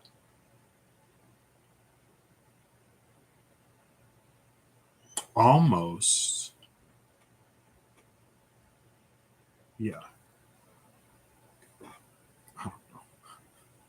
I'll just read it as it comes to me. However it applies to you is for you to. I'm not even going to attempt to ground this one. Yeah. I mean, I guess it's to be given, granted, to operate within, under, as an ambassador or a voice of the authority of another, right? So I literally just said I wouldn't, but like, let's say, as a metaphor, for example, you are in a workplace, right? And there's some stuff that's not kosher, and you go to your management and they don't do anything. You go to your boss's boss, you find out that's the source, and you know that whatever is being done is not in alignment with the company, and so you go above your boss's boss. Maybe you go to corporate, maybe you reach out to somebody in the C suite and you voice your concern there. And they're like, oh, yeah, no, this is not how we conduct business. This is not. And maybe like from your boss's boss, maybe it's like a plant or a site manager director. Maybe they make it seem like, oh, this came down from corporate. This is what we're doing as a greater organization to like staunch whatever. But then like when you get in contact with corporate, they're like, no, that did not come down from us. That is not how we do business. We don't know what the freak is going on down there, but this is a full investigation type of situation. And since you or whoever is the person that brought it up, then you're like seen in a certain type of way.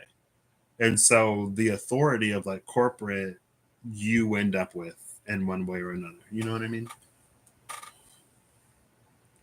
type of energy. So now, like, you go to your boss and your boss's boss, and you're talking whatever, and they're like, "Who do you think you are? You're fired. You can't do this. You can't blah blah blah whatever." And the authority that like you are approaching them with is the authority that rules and reigns above them. Type of energy, like to be a voice or a vessel for a greater authority. Type of energy, but to be that requires a complete and total alignment. This is what's required from us. Abyssis, abyssum, and wokot, the joined one. This isn't for like petty personal gain or whatever. And it's not that someone can't have their own goals, motivations, or agenda, but it aligns with that of the divine.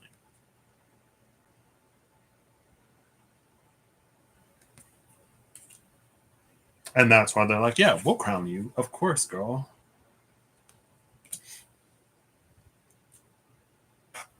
Cool.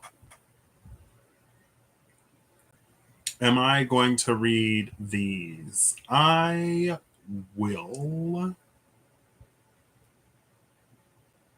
And I love that the joined one is here. I love that we see the lovers here because, again, this steps in on agape. The agape of sublimatio. And because of the nectar, this is the function of the nectar of sublimation. And again, this is like the regenerative healing, putting the emphasis on taking care of the people rather than seeking vengeance or retribution against the transgressors.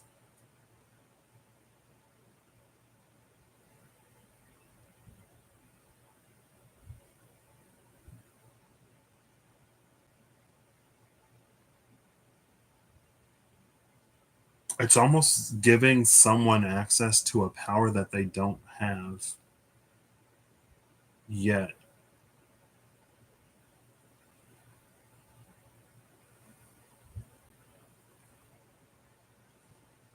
She's given, I just saw that in another YouTube short like yesterday. She's given gone from Hunter when he encountered an enemy that was much more powerful than he was, and he borrowed strength from his future self.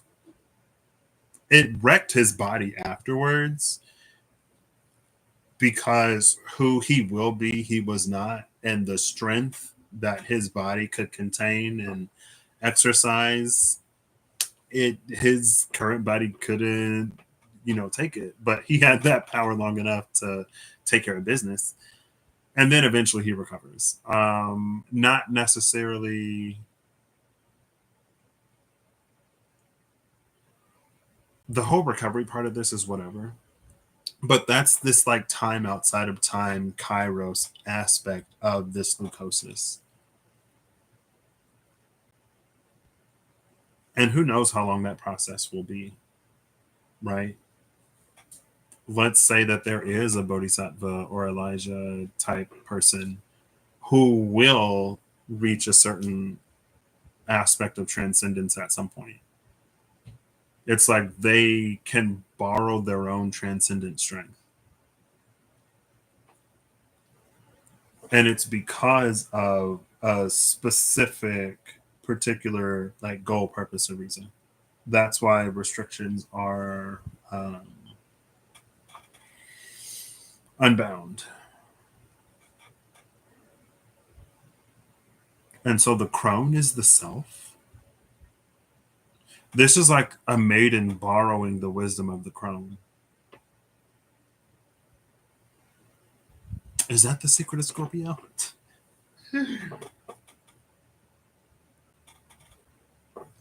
Anyway, cool. I'm still going to read these, I guess. I'm going to read the archetype first.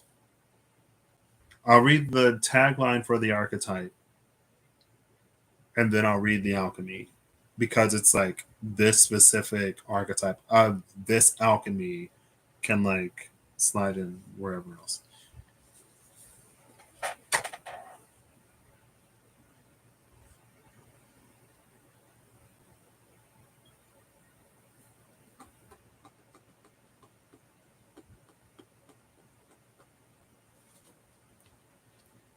Of the divine or of a transcendent self. I open to first I open to something else, and then I flip to the underworld. Maybe it's like a Greek underworld and less like a Judeo-Christian underworld.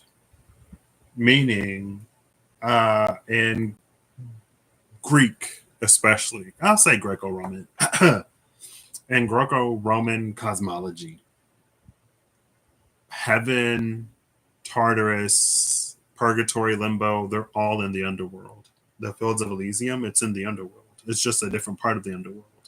Rather than almost like the underworld being hell and then above is like heaven. I guess afterlife. There you go. Easy. The underworld is like the afterlife. It's not necessarily there's the storm. I don't even know what I'm opening to. I didn't even look at the number. It's not necessarily whatever. So there's agape. I've already read 67. I've already read this one. Oops, excuse me. Goodness. But for completion's sake, I'll read it again.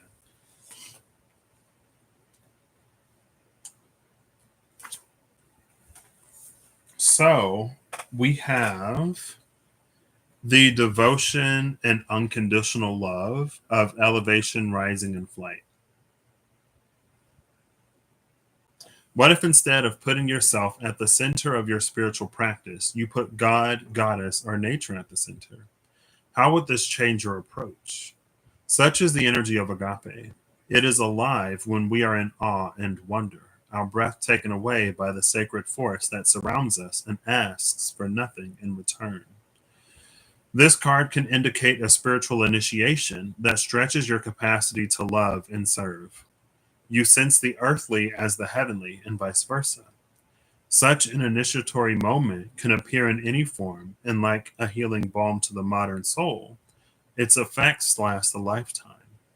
The agape card may also suggest you reassess what you worship every day, consciously or unconsciously.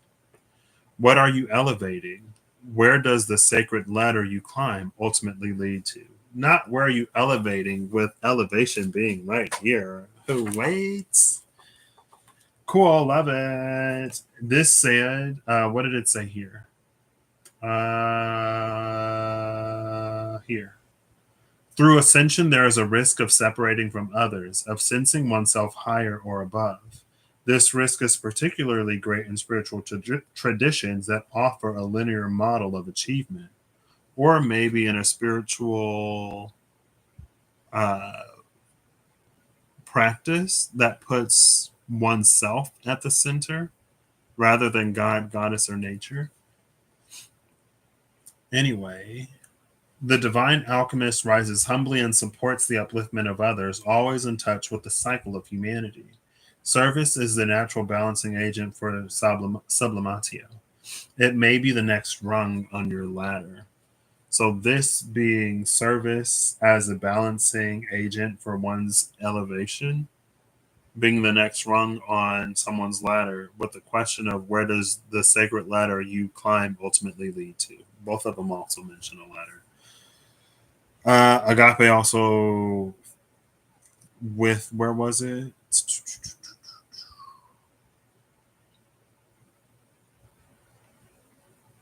A spiritual initiation that stretches your capacity to love and serve, with this being the nectar of sublimatio, being healing, regeneration, and stuff like that. Cool. Love it. Love when things align. So, excuse me.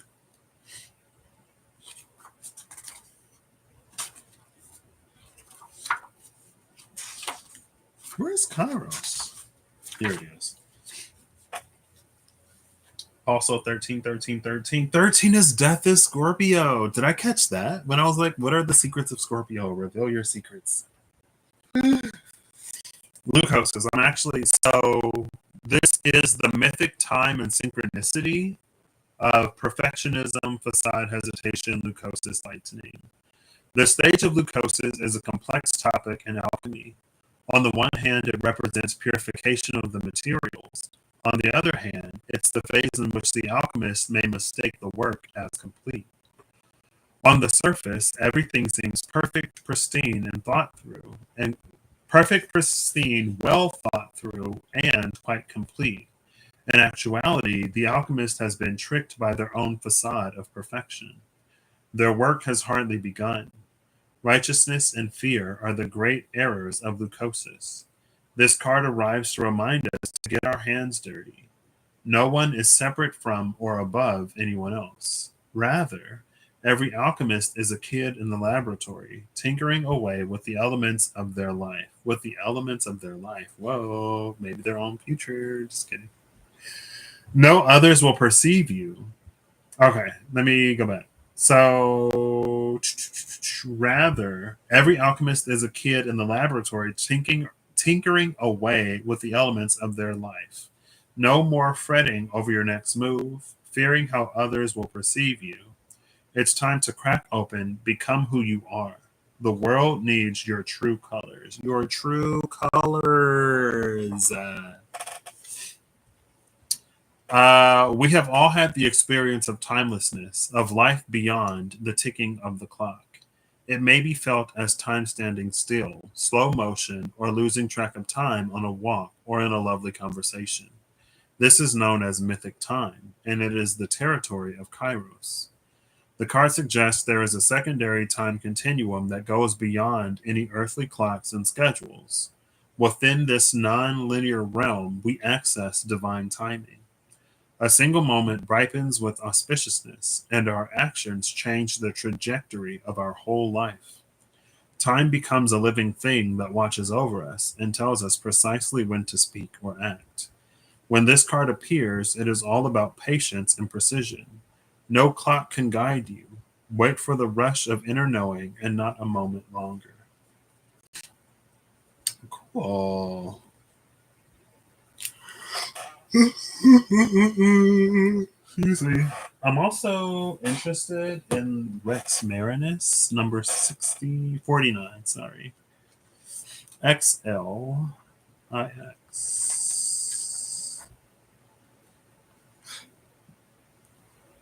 45, 50, 49.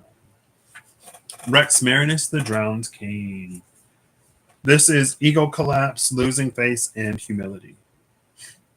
In alchemy, the archetype of the king is often used as a symbol for the ego, the aspect of the self that is attached to its title, name, and identity.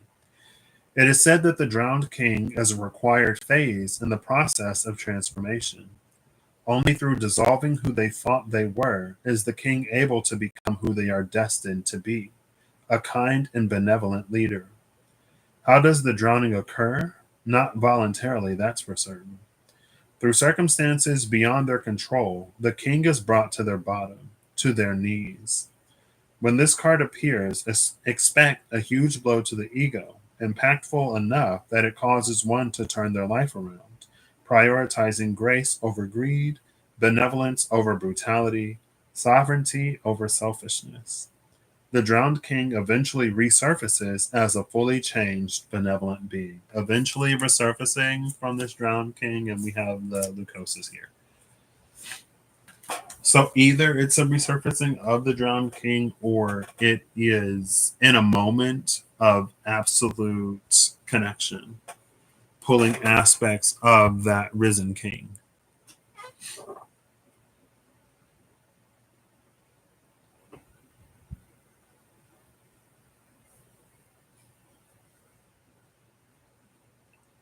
Oh, it is Master of the Arcanes. I was like, what a mystic sort of departure. This is so like mystic. Cool. Not surprised. This it's been 2 hours. Yeah. So Sublime Nectar, what distributor, provider, distributor, dispenser of Sublime Nectar, or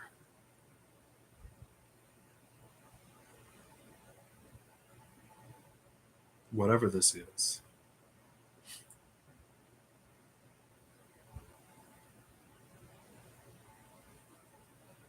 I'm just trying to think of the title. I will take a picture of this so I don't forget it, just in case, for some reason, if I want to be reminded.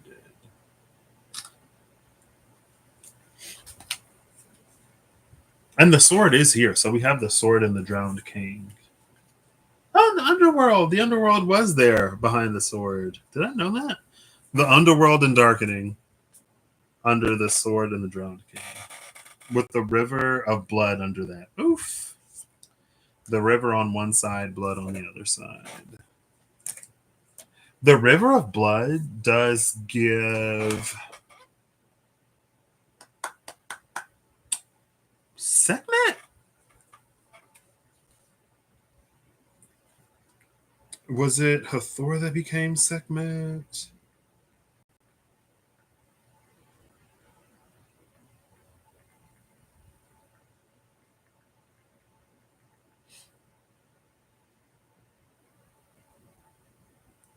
In Egyptian mythology, Sekhmet, the lion-headed goddess of war and destruction, was associated with the river of blood, specifically in the context of her rage and the consequences of her actions.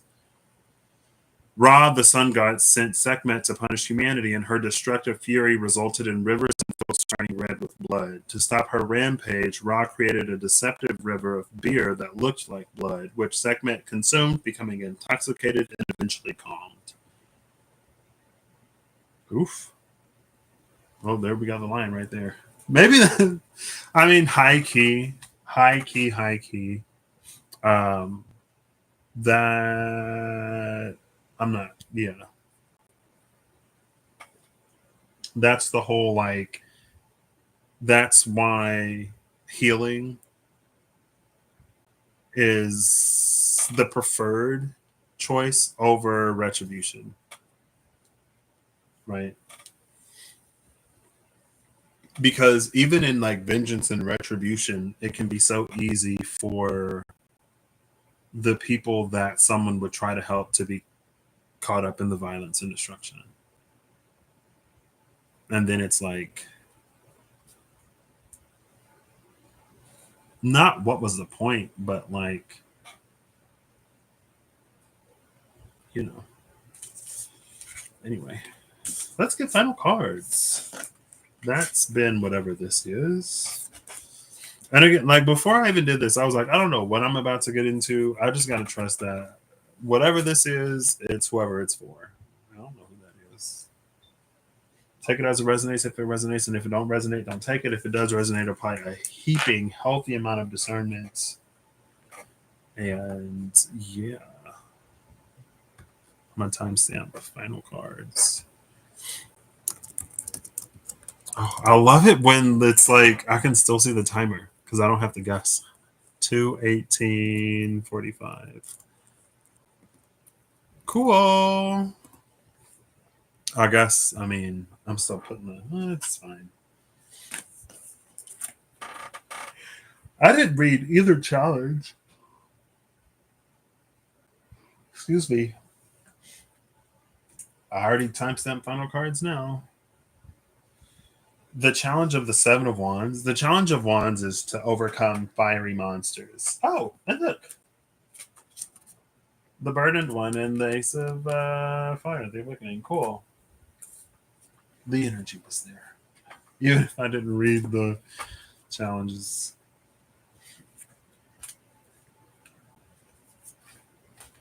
I hope I'm putting these up right. I am. Okay.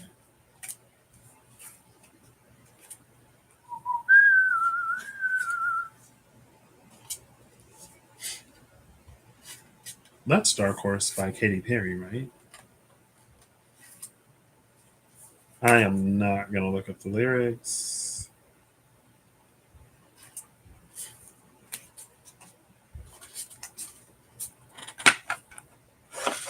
Oh, and the crown is here with the Nine of Wands. The person, the world weary spirit who went to the crossroads. You know, I don't know. Crone isn't necessarily Hecate, but it kind of is, right?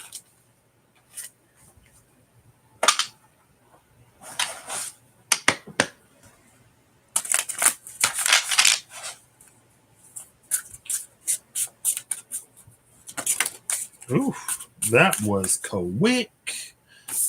The final card from the SKT Revelations Edition. Sorry, yeah, Revelations Edition is the Herald of the Flame. Awaken the Brilliance.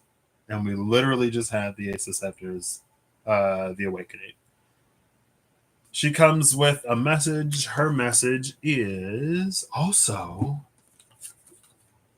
the seal on the scroll and the seal under the crow.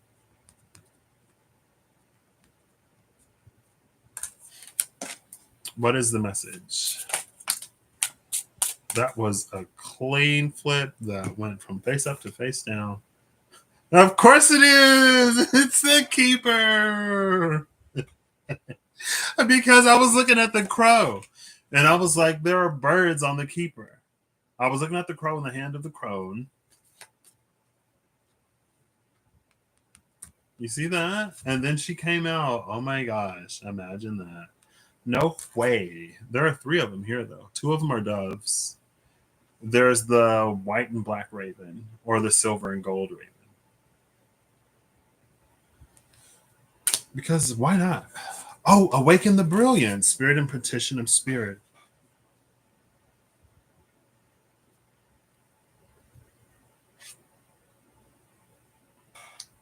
And you see air. Sublimation is the great alchemical operation of air.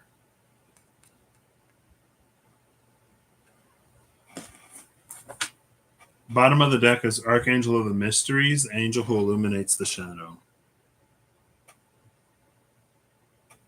We've seen the mystery of the covenant, the hermit of the mysteries, and now we see the archangel who illuminates it.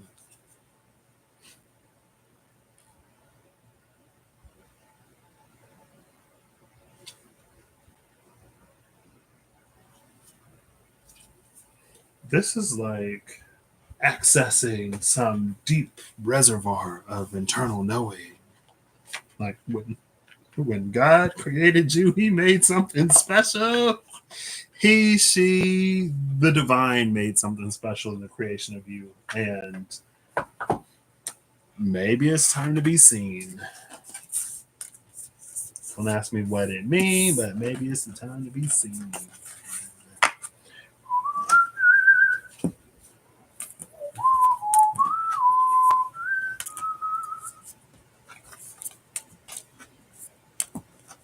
Do, do, do, do, do, do, do, do. Now we'll get an archetype or 2. Oof. Oh, keep it together. All right. Oh, immediately. It's the sword. Immediately came out number 62. Bottom of the deck is the river. Number 34.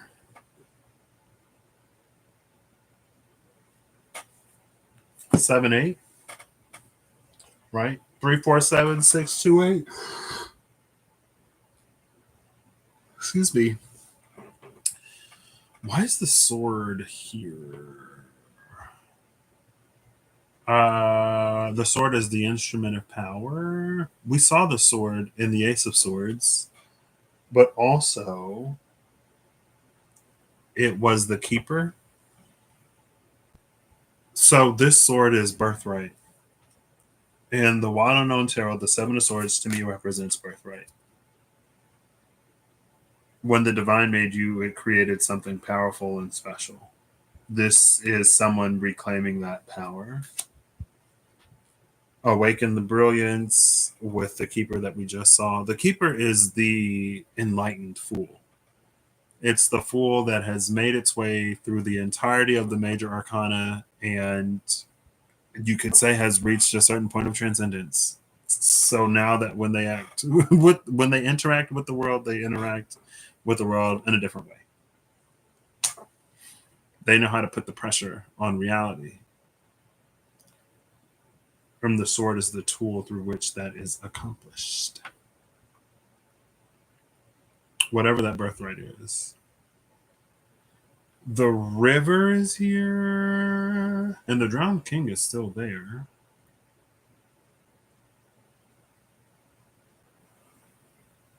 I know that people can drown in rivers, but it would be like people can drown in a puddle. Um, it doesn't feel like the river is deep enough, though. What card did I look for recently? There was a card that I was looking for that was near the top of the deck on the side of subversion, meaning that something was closer to the conscious mind.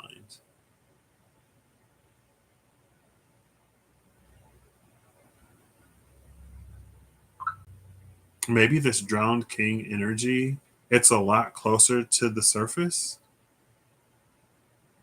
than originally thought. Than I originally thought, but maybe that's why Kairos is possible, because someone is already so close to whatever. It's not like there's a baby who is in an environment, and in 30 to 70 years, when they're an adult, they're going to have enough life experience, skills, enough of a network, whatever, to, in a certain environment situation, they're going to know exactly what to do. Someday they will become a professional. And the Kairos of Leucosis, the Kairos of the surfaced king, I guess, is like, in my mind, it was like the baby doing adult stuff. But maybe it's an adult doing it's almost like, let's say someone's hired for a job, right? And in the beginning, they don't necessarily they haven't learned all of the nuances of their specific role within a specific company doing a certain function, regardless if they've done the function before or not. They utilize their resources, they get it done, they have a moment of insight, a burst of inspiration, comes out of nowhere, they resolve something, right? It's almost like they borrowed their future potential within that same vein. But within a year, 2 years, 3, 4, 5 years, with experience and stuff, like, they naturally arrive to the point where they don't need that inspiration to take care of it, right? So it's like being a year, 2 years, a few situations out, rather than like being a baby.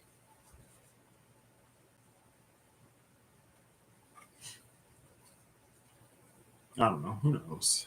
Take it as it resonates. If it resonates, if it don't resonate, don't take it.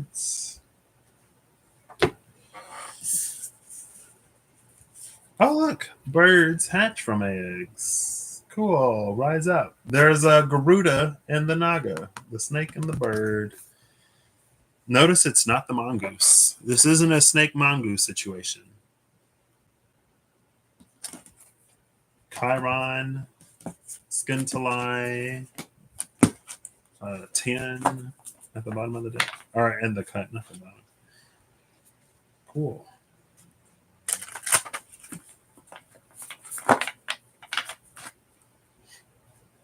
And maybe that's why that absolute alignment is easier too, because someone's closer to whatever. Like, imagine like going back to the business scenario situation, where like someone's manager and their boss are like not doing things necessarily in alignment with how things should be done, and they go to corporate and stuff like that, right? So someone already has a business mind. They have business mind enough to know that whatever, I mean, you know, how many people are managed by people who feel like their bosses and managers don't have a clue, or they're completely disconnected, right? It's not extremely rare, I'm assuming, but this is different. Or maybe it's not, doesn't matter. It's like someone already has that business sense, or business sense enough to know that whatever is being done in that specific location is not in alignment. All they're missing is the authority, is the role, the title, the position to make those decisions. And because of them bringing up their concerns to the C-suite, they could be put in that position.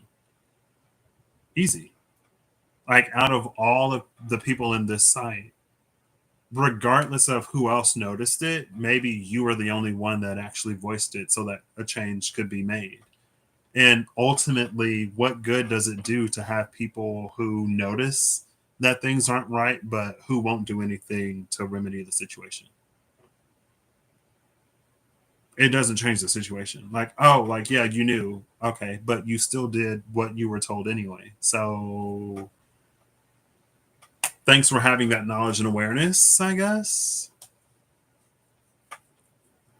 Right. And then, and maybe that's in the case of like, well, why this person? Like, we all knew, blah, blah, blah, whatever. Okay, well, if everyone knew, why didn't more people do something? Type energy. Whatever is being, it's like it's not a far leap. Basically, that's the whole point. Maybe that's why it's easier.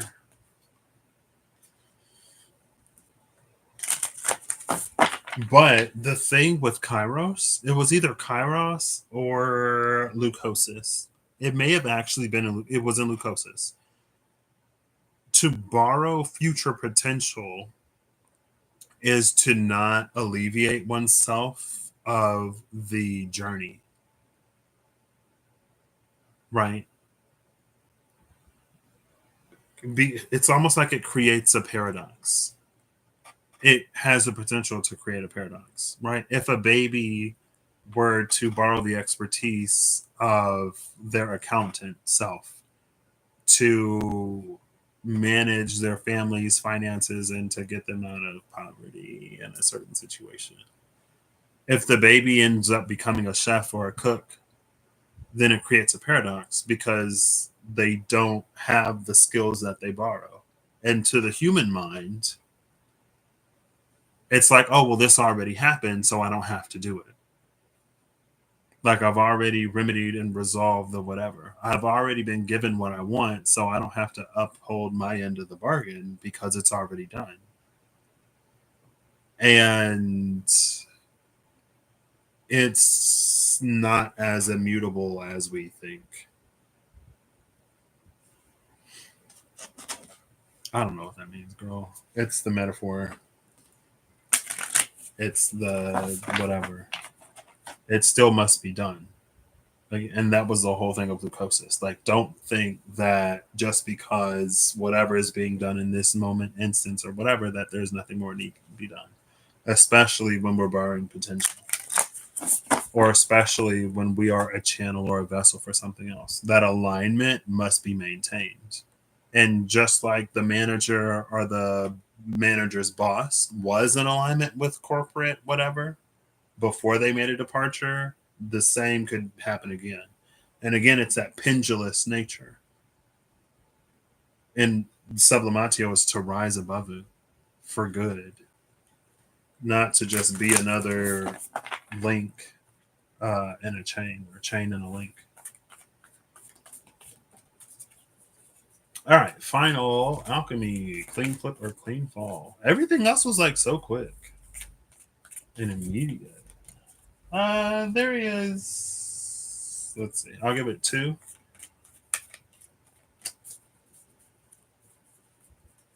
one. All right. I have other decks I can put away first. I didn't really use this. I'm gonna shuffle it anyway. Look, there's the Destroyer. Ten of Swords. That was the final card. Speaking of like River of Blood, that's why we didn't use this deck. And then look, it's not the River of Blood, and then the Grotesque is at that River of Blood. Oh no! Sometimes the blood we spill is our own because it's the Five of Cups or the blood of those we care about. Hey, how you doing?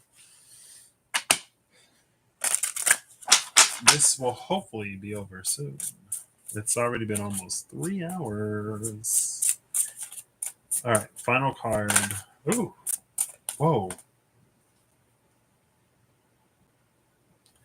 It was like the most bizarre flip. I almost want to. Of course. Bottom of the deck is a conservator. That which must be protected. See, but here we don't see like the angels in the sky or anything. It's almost like it's to be kept separate from something, but not know why. And it's almost like because we don't know why, it makes it feel even more dubious. Or even more like, oh, someone's withholding, they're being stingy and selfish, they're hoarding or whatever. And it's like not necessarily the case. Now, the Two of Swords is the card that did that dirty flip, which is the Blind Seer, and she has that blindfold. The Blind Seer would trust that something is being withheld for a reason. There is a trust and a faith in the divine, in the way that I read the Two of Swords, especially as minor high priestess energy. If something is being withheld, it's being withheld for a reason. If something is stagnant or not moving, it's not moving for a reason. And especially if I can't reason or logic or find a rational way why something is the way it is, maybe it's better to trust it. Now, the card that was immediately behind it is the Warrior. Master of the Arcane Light, Master of the Mystic Light. Oh, look. There's the brazier that is like the top of the Ace of Scepters. Excuse me. You're fine. And look who it is. She's like the same.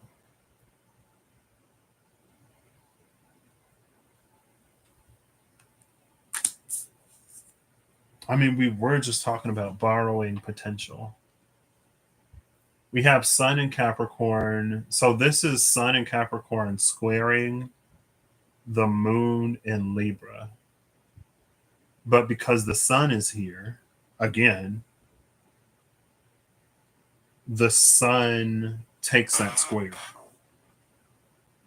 If the Sun in Capricorn is competing against the Moon in Libra, the Sun wins. The whatever need be protected, whatever is being withheld will be withheld.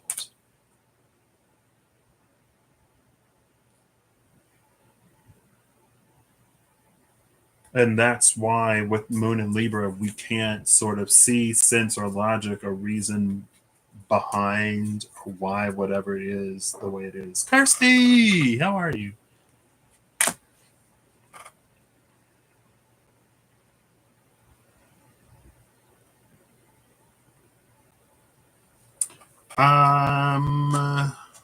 There's obviously a gap between the Blind Seer and the Warrior. Oh, she's giving it's like blind samurai type energy, right? Where they rely on their other senses. Like they don't rely on their sense of sight. But it's like this is a blind samurai who's not actually blind. But they have to go through this period of sight deprivation or sense deprivation to hone their other senses, because there will be some things that the warrior encounters that they can't rely on their sense of sight for, because their sense of sight won't give them a reason. You can't see why whatever is being protected or withheld. You just know that it is. the brain assumes and creates conclusions.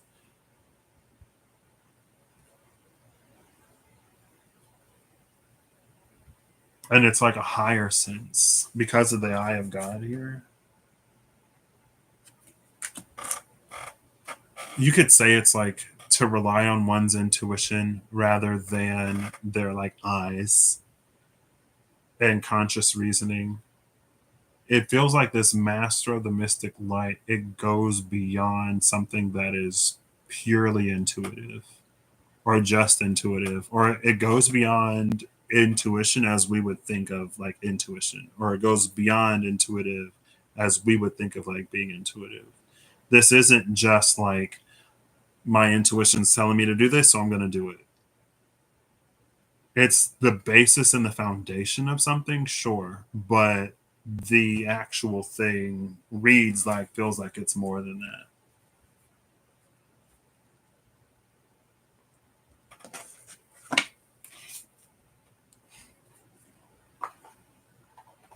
Oh, look, and yeah, the sword was here. Remember? Is that the other sword? Because there are two swords in the Two of Swords. One sword is being held by the mystic, and the other sword is here? Question mark.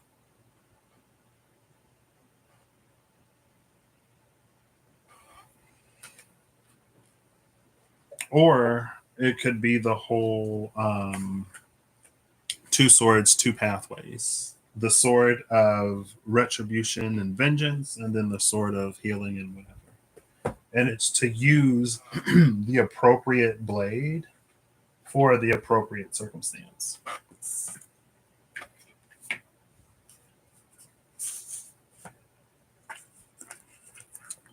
Cool. I'm just going to keep these how they're separated. Oh, look, there's the Hierophant again with the Ten of Pentacles. We've seen the Hierophant. How many tarot decks did I use? We didn't see the Holy See, but we did see the Hierophant in the other one.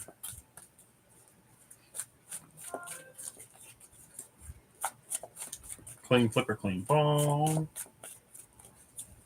For this half of the Fable Makers animated tarot. So I'm gonna get hungry.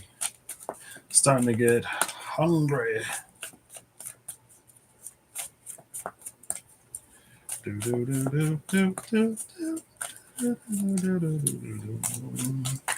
There we go. No! It's the Five of Chalices.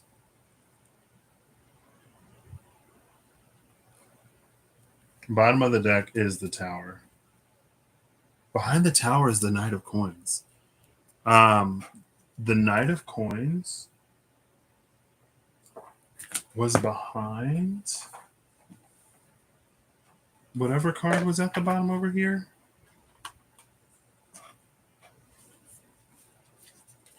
Shining Quarry, Wild and Fertile Land. Knight of Coins is behind the Four of Coins. So maybe that's especially why. Someone's like, Wild and Fertile Land, what? I want to plant seeds in that land. It's like, why, regardless of how fertile the land is, it would do one no good to plant seeds that they won't tend for. It doesn't matter how lush or nutrient rich the soil is. A seed can still die if it's not properly like nurtured and tended to.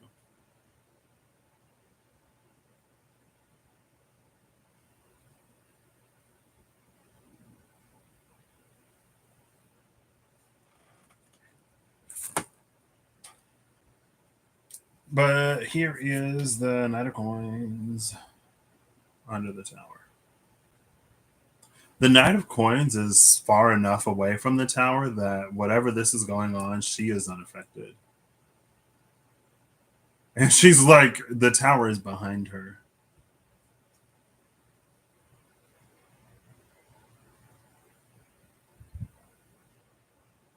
This Five of Chalices is complex.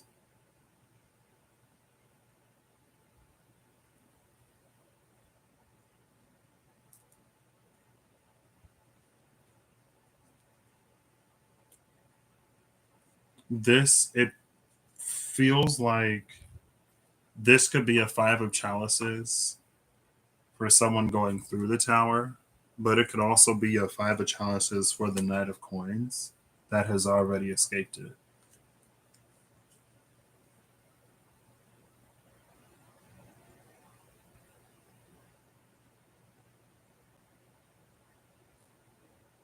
This is giving me like there's a house at the end of the world,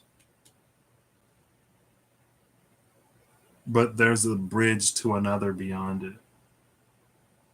There's a house back there, by the way. And once someone's on, again, like when someone's on the other side of that tower, on the other side of the bridge beyond the house at the end of one world, it's almost like there's a an almost mourning for the people on the other side. Right. It's like someone, just because someone does whatever they need to do in their own life to be, you could say, successful, um, regardless of the challenge and adversity that affects the world at large. It's like they don't, it's an energy that doesn't become like uncaring. But just because someone cares doesn't mean that they can make someone else's choices or decisions like for them type of energy, right? I saw something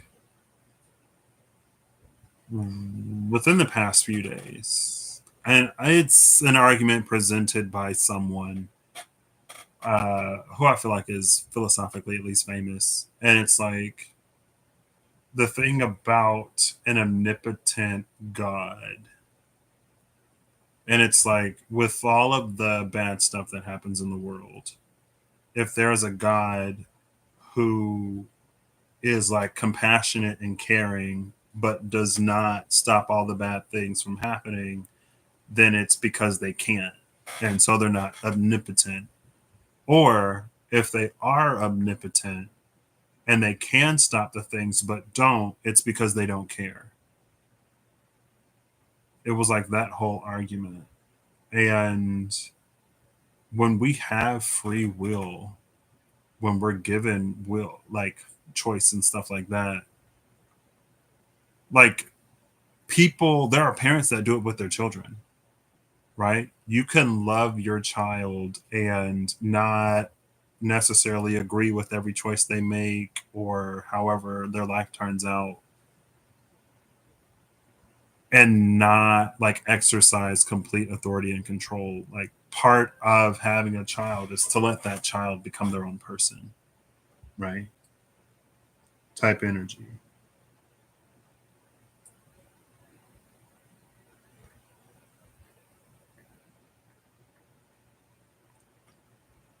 Like you have to let them become their own person. And it's not that someone like that, it's not that you don't care, but also you have to, again, like let them be their own person. I don't know. Oh, judgment. I have the cup with the seven of wands over here.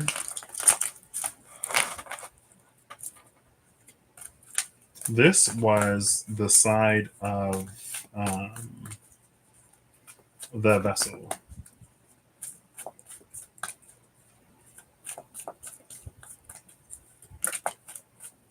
The eight of coins. With judgment still at the bottom of the deck. The high priestess is behind judgment. This is I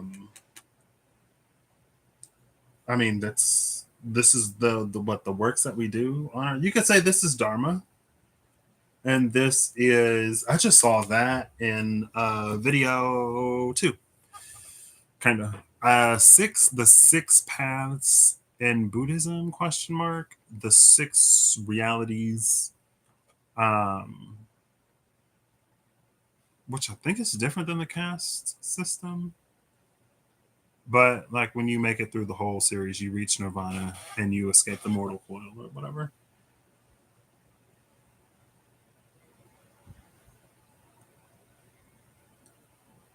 This is like there was an energy of the Knight of Cups, not necessarily recently, maybe about a year ago, that was visiting and revitalizing sacred pools.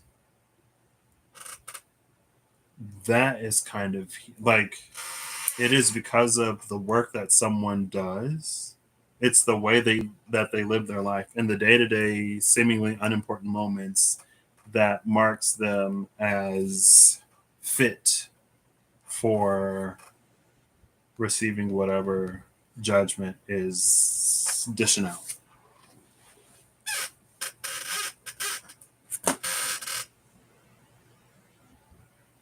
And the high priestess is here. This again, this is like it's that energy of like, oh well, if I had known that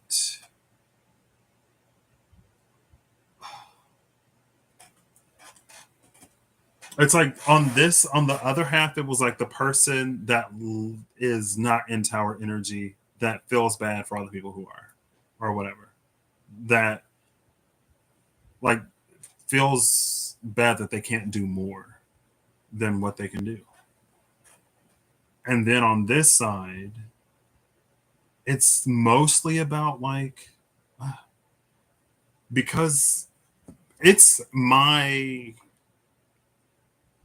almost constant contextualization to like a human experience that brings this up more so than it actually being. I mean, in the cards, someone does the work every day. They're a good person. They show up. They do their best, and their efforts and their best is recognized, and they are gifted a new life. Literally rising from the tombs on the other side of the bridge,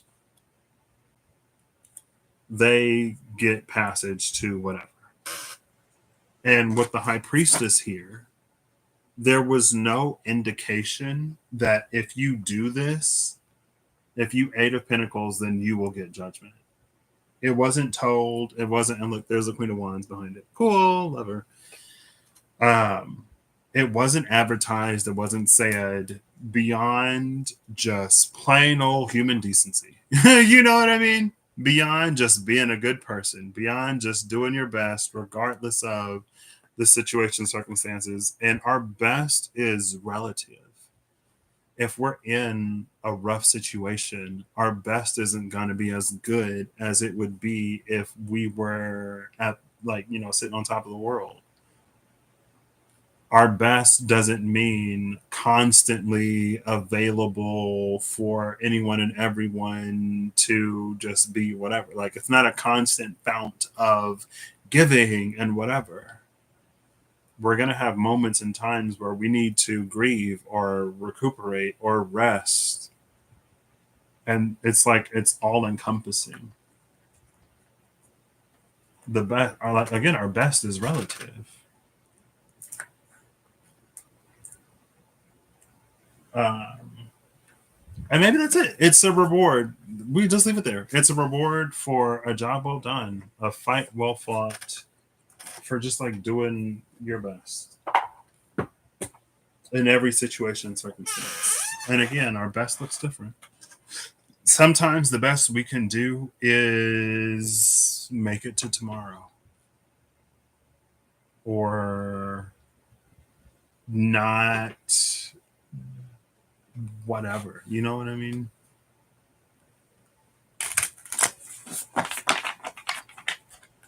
And if we're in better straits or a better situation, then yeah, of course, our best will look different. All right. Now, no more decks left. Final alchemy.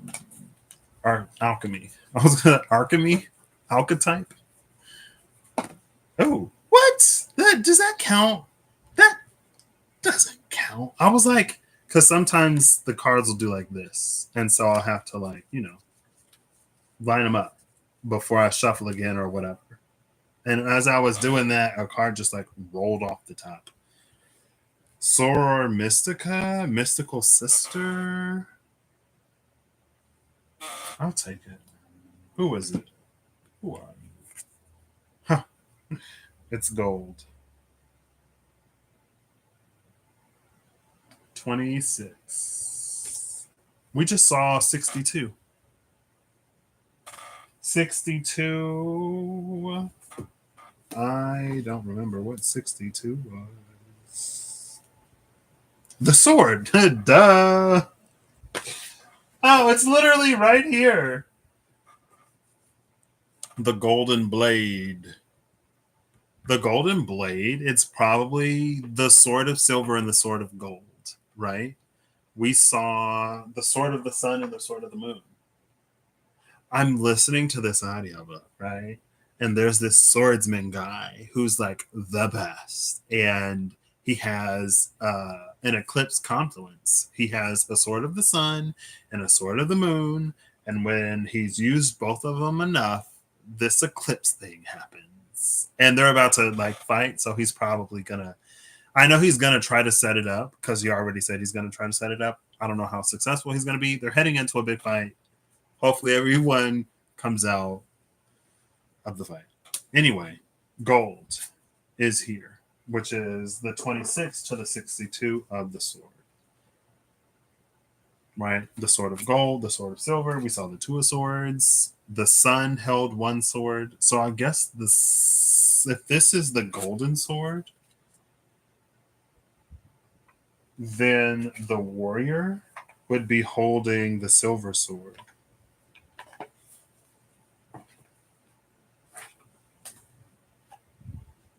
No, not this one. Where was it? Hold up. I thought it was the final card. Is this the bottom of the deck? This is the bottom of the deck. Where's the top? There we go. That means the sun is holding the silver sword. Master of the mystic light. Maybe because it's like mystic light, mystic, silvery, lunar type energy. But I feel like you would expect the warrior of the sun to hold the golden sword. Well, this is all about subverting expectations, isn't it? Anyway, gold and mystical sister. Oh, look, there's even some gold there. The gold beyond the flame. The world beyond the end of the world, that judgment energy, the moth that is drawn to a greater light than this flame. Sublimation. To rise above, to immediately go from solid to gas without the turmoil. Like turbidity is the word. Without the turbidity of liquid. I feel like turbidity, it doesn't sound right, but I feel like it means what I want. The quality of being cloudy, opaque, or thick with suspended matter. No. It's not like tumultuousness. What's the word I'm looking for? It starts with a T. It's like turmoil, but it's a state of whatever. Or a quality of turmoil. Is it turbid? Like turbid water? No, because it's like cloudy or unclear. What's the other word? Not like tumultuous. Tumult. I guess tumult is a word. Loud, confused noise, especially one caused by a large mass of people, confusion or disorder. No, it doesn't matter. It's fine. Stormy waters. It goes immediately to from solid to gas, bypassing tumultuous waters. Is tumultuous literally the word? I was like, it's not tumultuous. I think it is like tumultuous though. Uproarious? Can waters be tumultuous? Yeah, tumultuous waters, meaning refers to waters that are disturbed, agitated, or rough, often due to storms or strong currents. It was literally turbulent. Okay, thank you. Turbulent was the other word that I was looking for. Turbulent waters. I was like, what is it? It was turbulent. I was like, it's not turbidity. Like, what does it mean? Turbulent waters. Characterized by conflict, disorder, or confusion, not controlled or calm. So yeah, tumultuous, turbulent waters. Hey, Holly, how you doing? I was like, I know this word. It's on the tip of my brain. What is it? Cool. So the golden blade of gold. I say that because the boxes are in the bigger boxes and I haven't put it away yet. So this is still staring at me. Excuse me. Am I going to read these? Maybe I'll just read the highlights. Maybe I'll read the highlights. Sacred ally, anima, and outreach. Just when you thought you could traverse... Excuse me.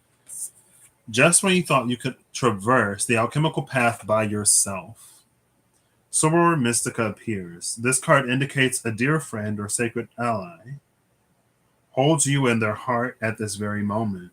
With their support, you are able to do what you cannot do yourself. Between you exists an alchemical pact based on the ingredients of respect, honesty, and unconditional love. It's as if you've known each other for many lifetimes. You may have shared an experience from which you are always bonded. This archetype may come in any gender, age, or form. One distinct characteristic of Soror Mystica is that they practice the art of witnessing and listening. They have no need to judge, fix, or give advice. Presence is enough. When this card appears, tend to the flame of friendship. Be a mystical sister to another. And gold is 26 again. Illumination, splendor, culmination. The alchemist's gold is no ordinary gold. It is not found in rings or coins or necklaces. It is a substance buried deep within, sometimes referred to as gold of the wise, philosophic gold, the ethereal stone, or the divine quintessence, among countless other names. For our purposes, we seek not the physical metal, but the mystical essence within each alchemist. How do we recognize it? It mimics qualities of the metal itself, soft and radiant, and its planetary counterpart, the sun, warm and bright. It is no wonder gold is associated with the heart. When this card arrives, there is something of incredible value at hand. It is marvelous and rare. Cherish it, get to know its properties and its source. The gold card carries a distinct shadow. If mistaken for a purely physical material, it can lead to greed, excess. It can lead to greed and excess, causing the alchemist to lose their way. Reverence is the key. So while someone is striking gold, their Soror Mystica, mystical sister, is there to observe. I mean, like at that point, what is there for the mystical sister to do? You know what I mean? Of course, the mystical sister doesn't judge or anything. She's just there to watch.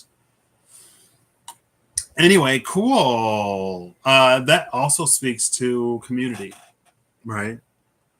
There is a line, there's a saying and a line of thinking, regardless of how true, of like, it's lonely at the top. The more you evolve and heal, like you're going to be isolated and alone. You're going to be literally the only healed person that you ever come in contact with for all of your life. And you're going to be extremely lonely because that's what it means to heal. And maybe that's right. Maybe for some people that's true. But at least here it doesn't necessarily have to be. Right. And I wonder if sometimes attitudes like that can be deterrents for some people. Right? Like, you know what I mean? And it's like, oh, well, like, I don't want to be alone or lonely. So I guess I'm going to stop healing because I've already healed this much and I'm experiencing the level of loneliness or isolatedness or otherness that I am. And if I heal anymore, then it'll be even worse. So I'll just stop. And it's like, or not. I don't know. Who knows? Cool. So thanks, Holly and Truth Wave and Kirsty for stopping by. This has been whatever this has been. Take it as it resonates. If it resonates, if it don't resonate, don't take it. If it does, apply a heaping healthy amount of discernment.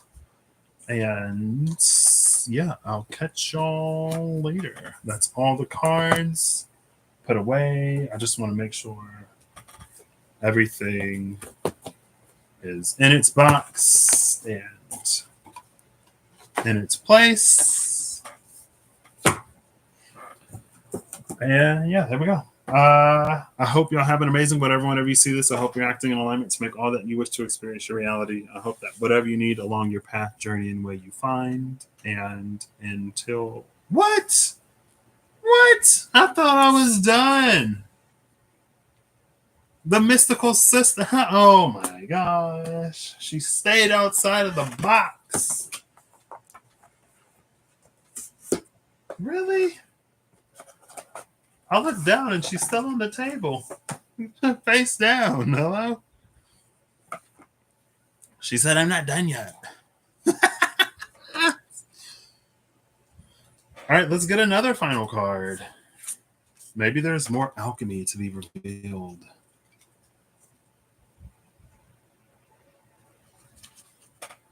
Or maybe it colors the experience in a way that it need not be.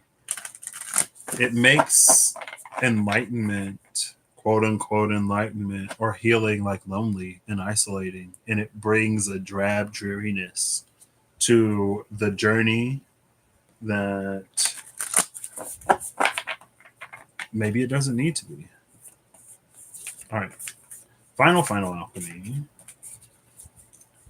And that gold did kind of roll off. So rather than it like flipping or falling from the shuffle. Cool. Oof, that's way too much. Like 10 cards almost slid out. Oh gosh. Why copper? Copper is the final card. I guess it's iron. Iron is in the blood. Right?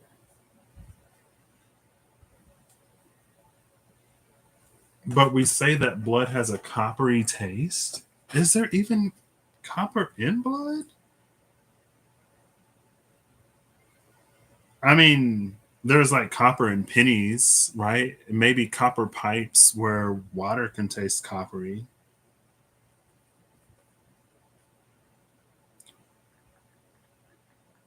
Is there copper in blood? Yes, copper is present in blood. Copper is an essential trace element that plays vital roles in various bodily functions, including red blood cell production, necessary for the synthesis of hemoglobin, immune system function. Copper helps activate immune cells and fight infections, and it's also involved in bone mineralization and growth. Normal copper levels in blood range from 63 to 158 micrograms per deciliter. Okay. Ceruloplasmin. Copper is primarily transported in the blood bound to a protein called ceruloplasmin. It's because I was thinking of the iron and hemoglobin. I'm like, is there even any copper? I mean, if it tastes copper, then yeah. Iron. Did you know? I found out. It doesn't matter. It's fine. Iron is a crucial mineral that the body produces, that the body uses to produce hemoglobin. I was like, hold up, wait. Yeah. Iron is in hemoglobin and it binds to the magnesium question mark in the middle of it. Copper with coagulation. So we are talking about blood. Coagulation at the bottom of the deck. Cool.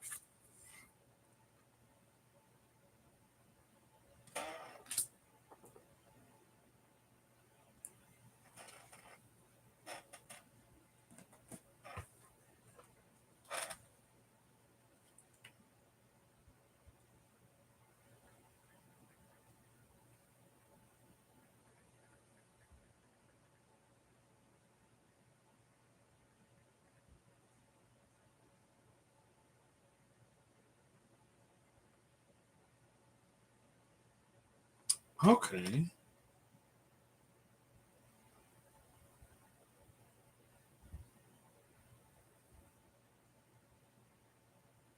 So, in the blood, I was like, oh no, we'll be here for another 2 hours. I was like, copper coagulating in the blood. Is blood conductive?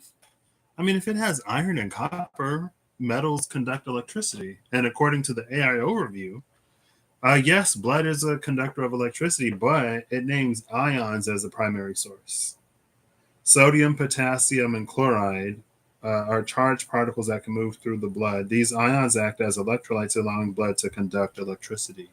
I guess electrolytes would allow for the conduction of electricity, right?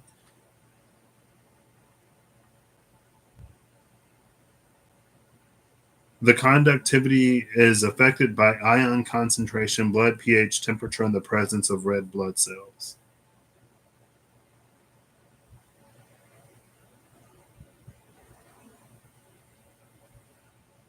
Nerve impulses, nerve impulse transmission, and muscle contraction. That makes sense. Additionally, it has applications in medical devices such as and cardiograms. That makes sense. That blood conducts electricity, but I've never, I feel like I've never thought about it before.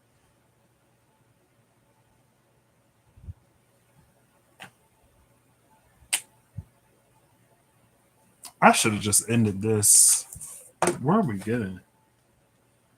Where are we going? Number 23. 23 and 66. LX60 VI6. And then the moon is in reverse behind coagulation with the new pearl behind that.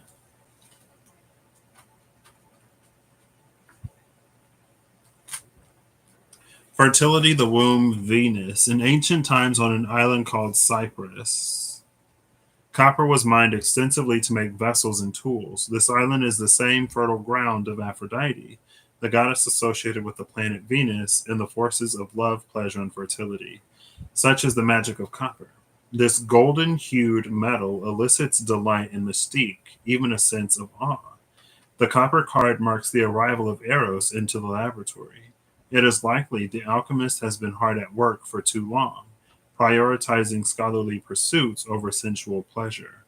Get ready for a shift of priorities, for an awakening of the heart and the life generating centers of the body.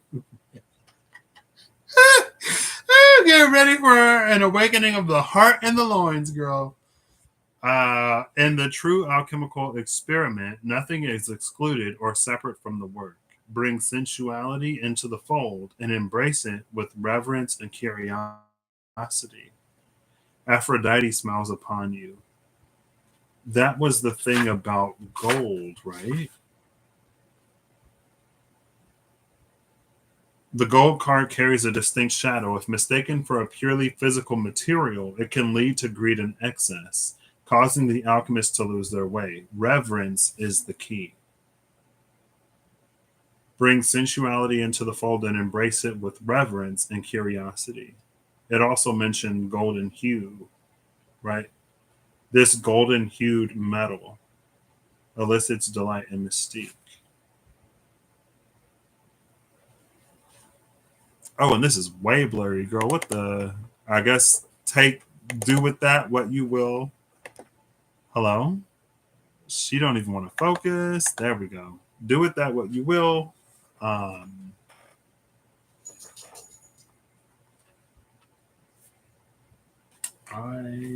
okay.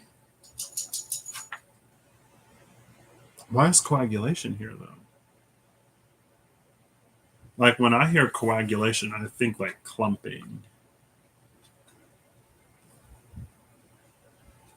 It's not just like a gathering of things. Solidity, adherence, and stuckness. Coagulatio is the great alchemical operation of Earth. So we have Earth and Venus. Well, is that Earth as the planet or the element? By way of this operation, we experience that which was fluid turning into a solid formation. The formerly disparate ingredients begin adhering together into a fixed and solid unit. The result is visible, reliable, and eventually concrete. When you hear the phrase, it is finally taking shape, coagulation is underway. The shadow aspect of coagulatio is that the elements may have come together without much awareness, and in turn, they become unconsciously attached. Inertia and resentment set in. The parts can no longer separate, even if they wish to. Many long term relationships have coagulatio aspects, a naturally occurring codependency by which both parties feel unseen or unknown as individuals. The work of coagulatio is to experience the merging with other while not losing oneself in the mush. Okay. So apparently, my mistake in not including the mystical sister with the rest of the deck was for her to be like, you've been hard at work. Emphasis on one of the words in that sentence and it not being you or at work. Um, and there's an opportunity for some like sensuality and like love and stuff to come into the fold. Embrace it with reverence and curiosity, but don't be consumed by it. Experience the merging with other while not losing oneself in the mush. And when it mentioned, it is likely the alchemist has been hard at work for too long, prioritizing scholarly pursuits over sensual pleasure. We did see the Eight of Pentacles where judgment was coming. So it's not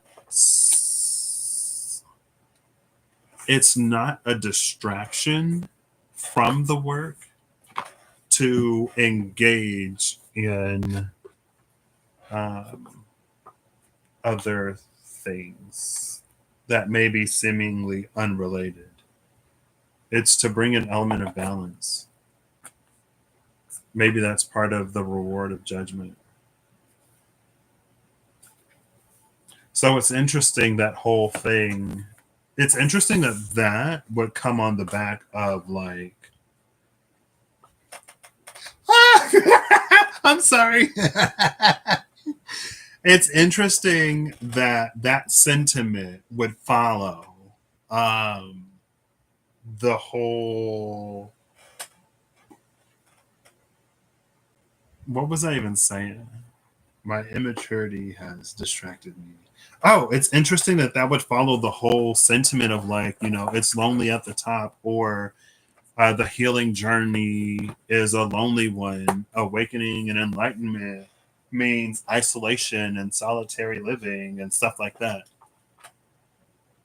Someone has been hard at work in the laboratory and love will find them. Don't lose yourself in it though. And there's a difference between like giving yourself over to an experience and losing yourself in it. You know what I mean? Apparently. So anyway, I was hoping I would see Eve today. I have some of my favorite beverage here. Peanuts. I've been eating peanuts lately. I've been eating like the dry roasted peanuts, and I kind of want honey roasted, but when I get honey roasted by itself, it's too much. Anyway, that was this. I hope y'all have everything that I've already hoped, and I will see y'all next time. Thanks again for stopping by and spending some time with me.